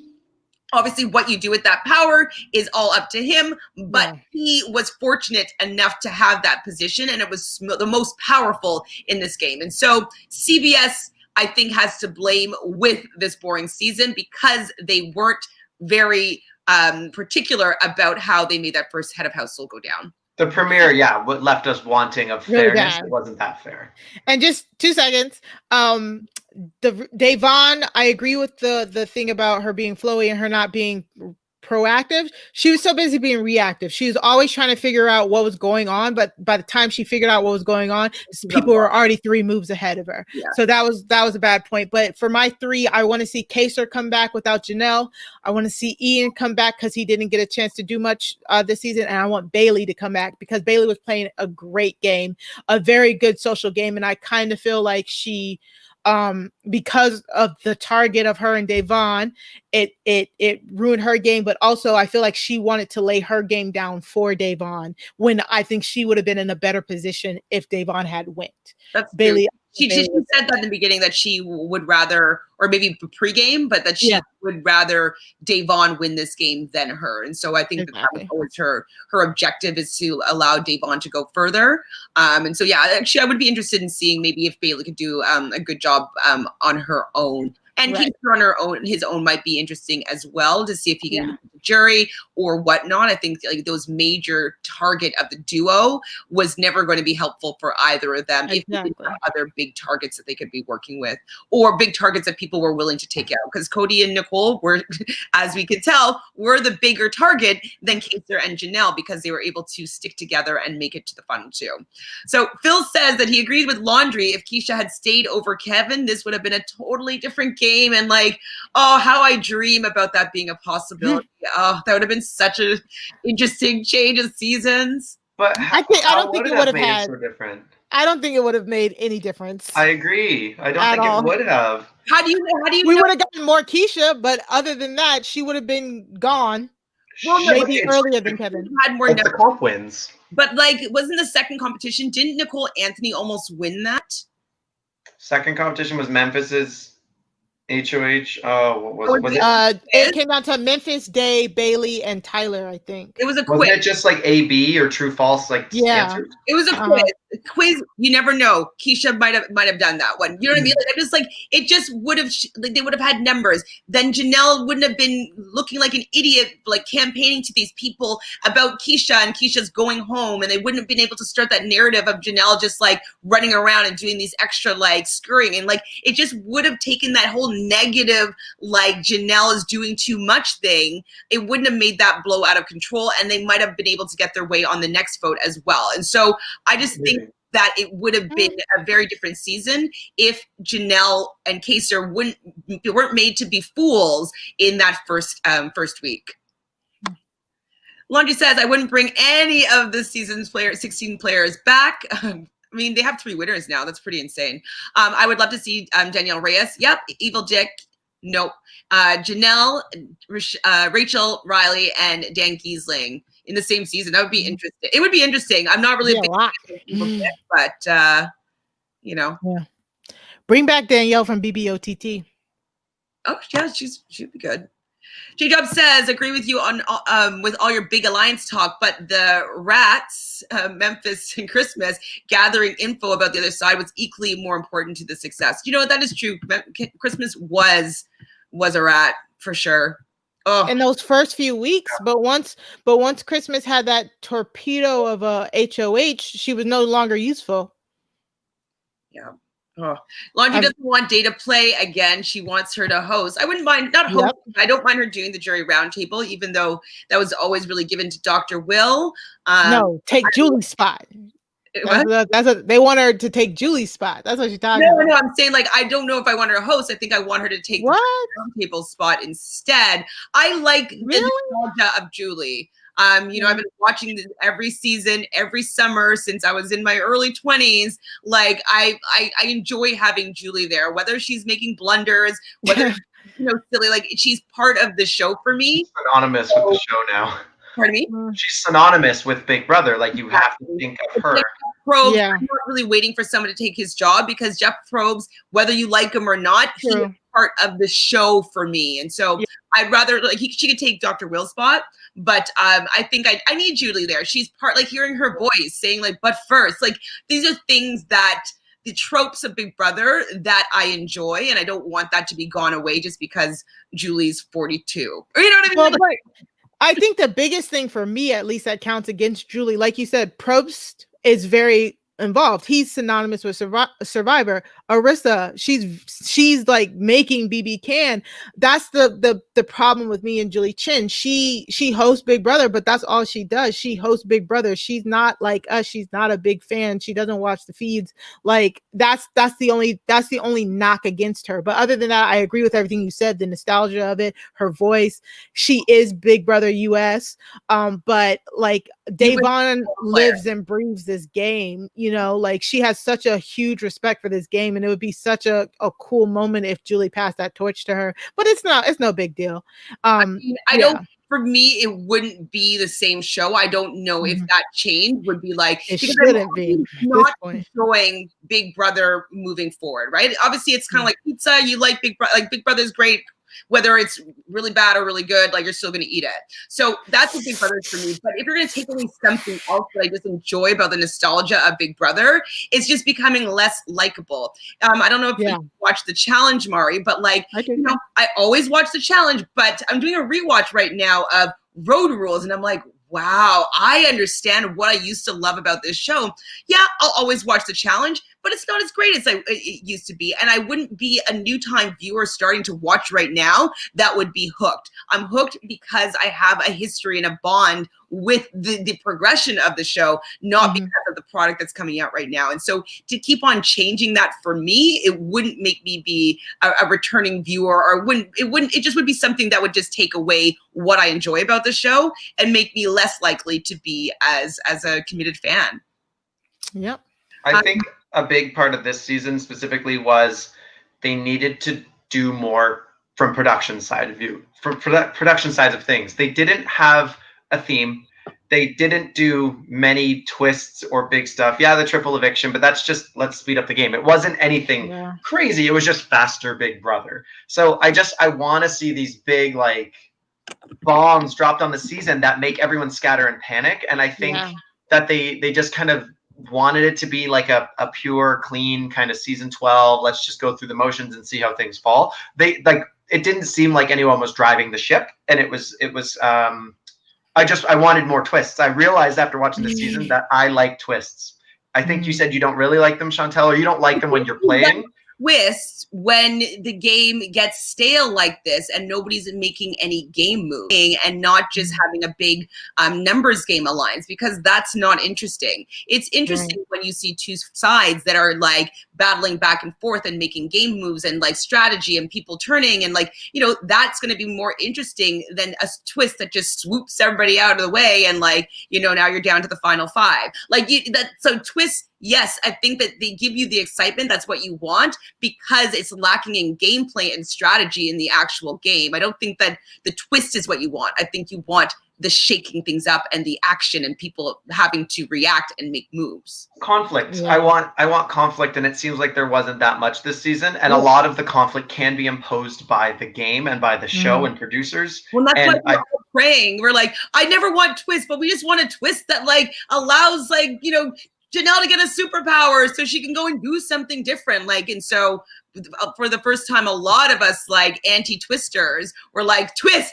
I'm not talking like, I don't want to see another coup d'etat again. I think that's way nothing too overpowered that favorites a specific darling of production. I'm just saying, make it be like, throw in a backwards week, throw in a topaz, like someone has to make their nominations in a room in a private and it's broadcasted to the show or to the rest of the house guests. Like, throw in more of those like Ica Shreds letters moments or things like that that really are cooler secret things. I like more hidden behind the scenes stuff, as opposed to every decision had to be made very publicly. And even when they were a secret decision, like the disruptor power, and all, like everyone knew about it. Like no one was fooled. Like it was just kind of. They didn't need to use any of these powers. They didn't need to. Like Christmas never used her power, and so that was an ineffective twist because it didn't shake up the game. And so it would have been great had someone else won it, I guess. So yeah.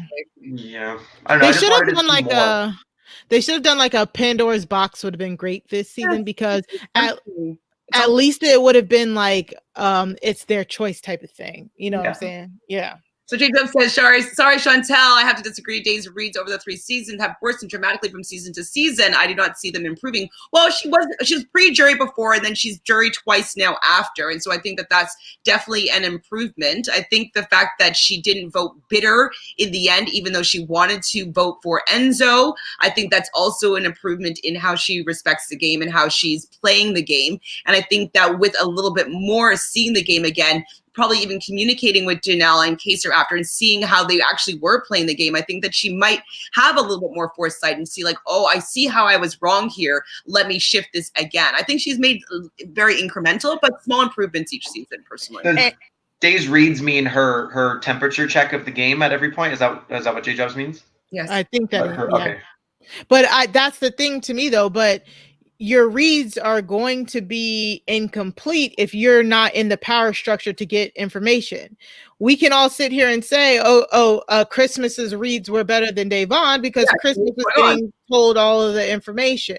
You know what I'm saying? Like, to play on the bottom and to actually know where the chess pieces are it's a skill, and it's rare. Like, we think, like, sitting from our couch, we think it's like you'd be able to read these people really quickly, but you would have to deny what people are saying to you, you know, and what you're seeing. So I mean, I get it. They haven't been great, like, but her reads were better than Kevin's. Her read was better than Nicole A's, people who are also on the bottom. You know what I'm saying? So, but she also had a little bit more information with the Split Six. But yeah, exactly. It's an uphill battle when you're not in that power structure. So we can't expect all of our underdogs to be mind readers. You know, we really can't. Only have a couple more minutes, so we're gonna fire. Sorry, let's wrap it up. Sorry. So J Jobs asked each of you on a scale of 1 to 10, please rate BB22. So just your numbers, please. 4. 5. Yeah. I'm 4. Yep. I would say what's bringing it up to a 5 is I think it was a deserving winner. Yes. I think I liked a lot of the cast. I didn't like a lot of it, so that's what kept it in the middle. I liked some of the secret powers, I guess, but they needed more twists. Like, it was just very mediocre. Yeah. I mean, I thought that for the cast they did a terrible. It was a terrible use of these players. I think that, like, not that it was really anybody's fault, but like how the chips fell. But I had so much more excitement and promise at the beginning of the season for what the cast held for me, until what I got was just like, you know, milk toast. Right. Do you agree that Nicole not telling Davon the truth about David was only just gameplay or personal? Just a quick answer with that. We'll go Nick. Did you agree that Nicole not telling Davon the truth about David was only just gameplay or personal? I think it was very gameplay, but she knew the personal ramifications, and she still chose to kind of throw them in the mud. She didn't care. She didn't care. Really fought day all the way. I don't agree, but you know. Phil says, do you know if Nicole knows about her sponsors leaving yet? I don't think so. Either of you have any clue about that? No, I haven't listened to her her exit interviews yet, but I highly doubt she'll know like this. I don't think so. Not yet. She's still doing press and everything, I'm sure. Yeah, I think they'll keep that away from her until she gets home. Phil says, I wish that there were more throwbacks like to past seasons like they did in Allstars 1, which they had players host video, past players host video challenge, or memories of past conflicts, etc. Yeah, I do wish that they played a little bit more into the All-Star theme, other than just having like the star babies and Janelle's star costume. Yeah, and like Janelle, that first 2 weeks was so good because we kept getting all that tea about the old seasons, but it seemed like CBS didn't want us to know half of it. They just kept getting the stars. So the production was probably glad that there were no callbacks. They didn't want you reliving any of their past mistakes. Well, I think Daniel Murphy was the one that was upset that Ian and Janelle were kind of spilling some tea on her. Maybe stability within that house that season. So I guess if she's upset, like, I think it's fair for CBS to want to shut that talk down. Right. Laundry says, did you see Day's interview that she and Kevin are no longer friends for some reason? David blames her for blowing up his game. Do you want to touch on that a little bit, Mari? Yeah, I'll do it real quickly. I'm sorry. I know we got to go. Yeah, I saw that interview. They said her and Kevin and her and David are no longer friends. Her and Kevin, she just said that like he has something against her. He had some problem with her that they just didn't get the chance to work out. So hopefully down the line they might be able to work it out. But she said David basically came into the jury house and he said that she blew up his whole game, which probably means he talked to Tyler, he talked to other people about her like trying to get rid of him in the second week or whatever. But like, why are we surprised? Like Davon and David never liked each other, like really like that. They never had each other's backs. They never had trust in each other. And I say it's mostly because Dave knew about what he did in his past season and how he treated some of those castmates on his past season as opposed to his other black housemate. and she had a preconceived notion of him when he came in. He proved that notion correct several times, especially in that Tyler thing. But the one thing she was wrong about was that Ian vote, and she messed up there. But she did apologize to him. So, like, this just goes to show that Black people are not a monolith. The people in the house constantly grouped them together when they constantly did not want to be together. Every move that they had to make together was by force, and they didn't want to. And so that was also the part of like the whole couple of tries, couple of guys, that all blew up out of proportion. And that was because Bailey was trying to nip that in the bud by Danny and Nicole trying to make Davon and David a thing, a couple. And I feel though that part of it was them trying to create another duo to make another target of people that they needed to get out. And so, yeah, I do agree with you. Definitely multiple people of color being in the same house together tend to get grouped as a duo, untouchables, we might call them, because, it's easier for them to be broken up for gameplay as opposed to it just being like, we would prefer to play with people that are Black. To be fair, Ross asked me if I'm referring to what Danielle and Jason did BB3. They floated in the middle and made the two sides battle it out to the end. Well, that's really interesting. I want to see that. That's what I want to see. Masterminding other people, taking out their targets, and it just going back and forth like this while two people are just like, let's go and swoop to the end. Like, that's interesting to me. And it was pretty ghetto, the competitions back then. Like, they were like, Nick, I think some of our competitions are better than what they did season 2 and season 3. So we don't need it to be all this fancy stuff and these big twists and that's going to make the game interesting. Like, just having good players in there strategizing and everybody wanting to win and play the game, I think that's enough for me to be entertained. Yep. I want to play out these moves, you know? J. Jones says, yes, Daisy Reed's referring to identifying alliances and who's targeting her, etc. Yes. And J. Jobs also says Ian's read on the seasons pretty well, but did not act on it. Absolutely. And I think that's what he was kind of feeling. The whole octopus thing, right? He was one of the first to sit there.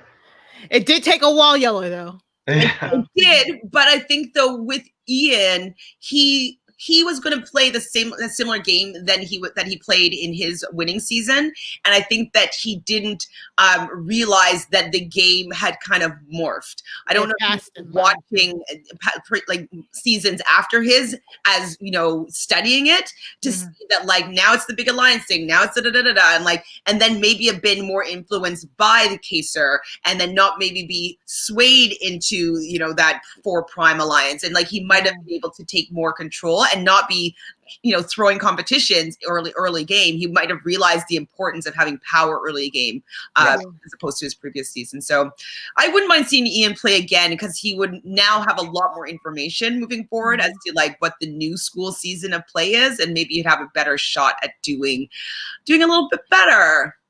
So we kind of talked about everything. Do you guys each have maybe a final quick thought as to, your thoughts on the season like Big Brother moving forward? Like, are you satisfied with how Big Brother is right now? Or would you like to see maybe one little thing that they could change that would make you more excited about season 23? Nick. I think the main draw from me going from like season 10 to 11, or like just like in the earlier days, seeing what the next summer held, is like, I can't wait to see the next theme or the big twist of this season, like Project DNA, and right before that was the Exit, or like things like that. I want to see more of these. This is the theme for the season. That's very important to me in making my Big Brothers, and throwing that theme in there, and then really enforcing it with game aspects, strategy reasons, and competitions around it. So I want them to get back to that. I also think we can judge this one harshly because people came in with being previous winners or not, having previous connections through alliance members like Nicole and Cody and things like that. Like, I think we're judging it as if it was a brand newbies kind of season, which it would have been more interesting. So I think maybe just not another All-Stars for a while. Wow. Who had 37 according to Phil. Yeah. What about you? I'm glad it's over. This is All-Stars. I really said this before. Like I was already kind of getting disenfranchised with the series in itself, just seeing, how things were moving. All-Stars was supposed to jolt me back into it, and it kind of did the opposite. I've watched the least amount of Big Brother between feeds and the episodes during an All-Star season than I have in the past 2 years.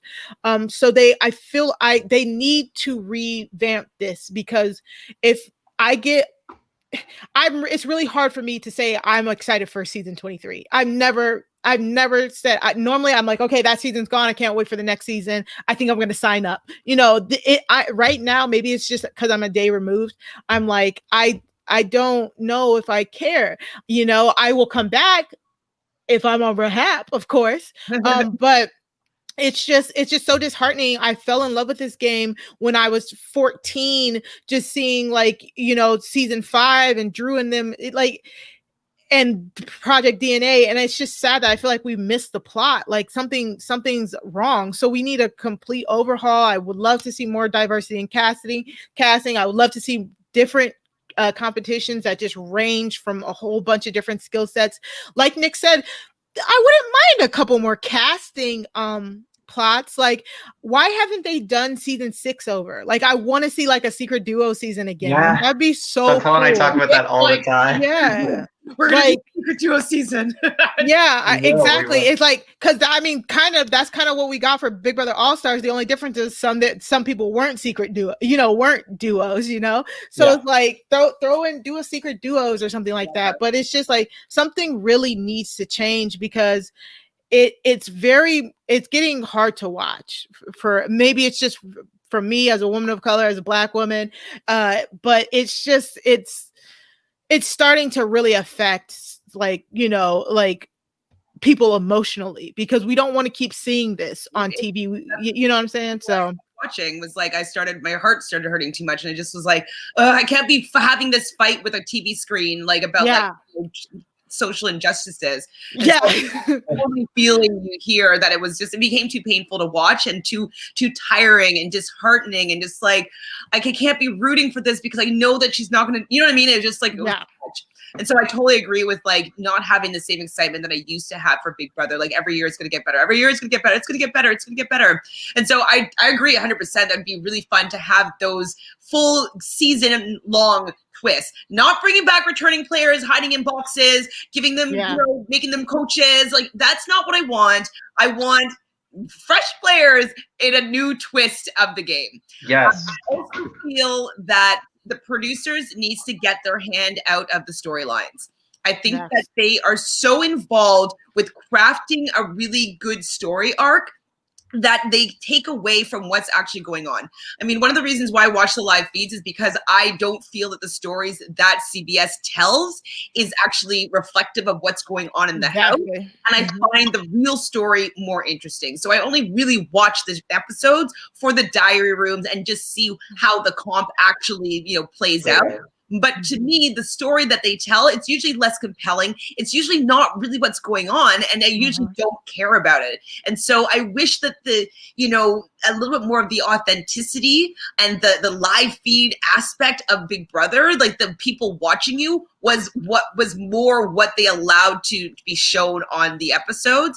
If you've ever watched Big Brother UK, it's so raw. It's kind of like Big Brother OTT in a sense, where it's like, say someone's being reprimanded for making a racial comment. Like they'll go into the diary room and Big Brother, you hear Big Brother being like, at 10 p.m. on October 14th, you said blah, blah, blah to so-and-so. Do you see how this could be considered offensive? And they'll be like, it's like, just note that this is your first warning. And you hear these things happening. And so it's not being hidden from you. You're not just getting cut the feeds when someone says something that's inappropriate. And so it's very American of them to do that. Right? Like hide and censor, and it's very. I just want more of the authenticity, and that's what I find with the older season. That it was just a lot more raw, a lot less produced, a lot less heavy-handed, allowing the social experiment to actually take place, and that is what I want to see again. And so hopefully, you know, with the next season, they will open up diversity, play this game. It's not interesting to me at all. I want to see people that want to play and all their intention is to win. That's what I want. That's all that I want. Like people that want to play and win. Both of you hit on things I wanted to reiterate. Like you just hit both of them now, especially is like the social experiment is kind of gone. It's now just put people that we can force into showmances, craft into this storyline, and show the fights. And like, ooh, let's put these two back in because they'll fight. Like, I don't want to see that. I want it to be a social experiment. You get a bunch of different people and let them play, let them frolic and do what like shakes loose. Also, what was the other thing you just said? Social experiment. Oh, the influencers. Like, stop putting people in who don't know how to play, or they don't know what they're doing, or they don't really care about this. I always equate it to like you don't turn on and see an NBA game with people who don't know how to play basketball. I do tune into Big Brother, seeing people who don't know what the hell they're doing or why they're even there because they have ratings or likes. Or I'm over it. But that's also my criticism on recent years on Earth. I just hate the social media, hate the look at me, like me kind of thing. And I just want it to be back to the pure, like, people who are diehard competitors in this game. That's what I want to see. And then Janelle and Kaiser, they applied to the show because they were fans and like they loved the gameplay and they weren't there to become America's favorite player. Like that wasn't their intention and objective. Like they came for the love of the game when it wasn't super popular and super cool to be on together. Jolene Lenzer, she's another podcaster that's pretty great to watch sometimes. And one point that she made, and you guys can just tell me lastly if you agree or disagree, but maybe bringing back like the food competitions for these, you know, to see whether the food budget or, you know, whether they get chicken or eggs today, or like, you know, they're playing stuff together. So they win together, lose together. They're winning in teams and losing in teams. And so a little bit more of them working together and really, you know, having to form different bonds other than maybe the big alliance that they might be in. And maybe that's going to help people make different decisions because they're not just going to be sticking to one big alliance. What do you guys both think about that being something that they could bring back to help the seasons? That's so smart. I never thought of it like that. I just always liked the food and the luxury competitions because it was kind of just an extra fun little thing for them to do it. But you're right. Yeah, you're right. It's another layer of connecting with people. So I would love that. Yeah.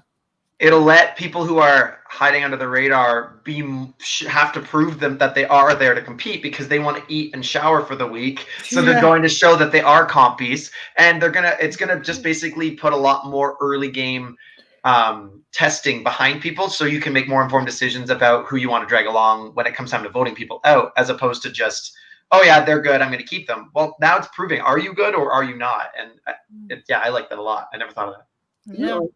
So we managed to hit the 2-hour mark. I'm impressed, guys. Considering like both Mari and I have talked quite a bit about this season and we haven't been enjoying. I've actually really enjoyed this conversation. I thought it was pretty fun. I thought it was pretty, you know, we were pretty honest with what we felt about this season. And I think that it was a nice little button. Like the finale was at least a good button for the whole season. As much as I enjoy it, I thought that the conversation that we got to have about it after was enjoyable. I love talking with you both. And yeah, are you guys working on anything that you want to share with anybody that's still hanging on and watching? Nick, anything going on?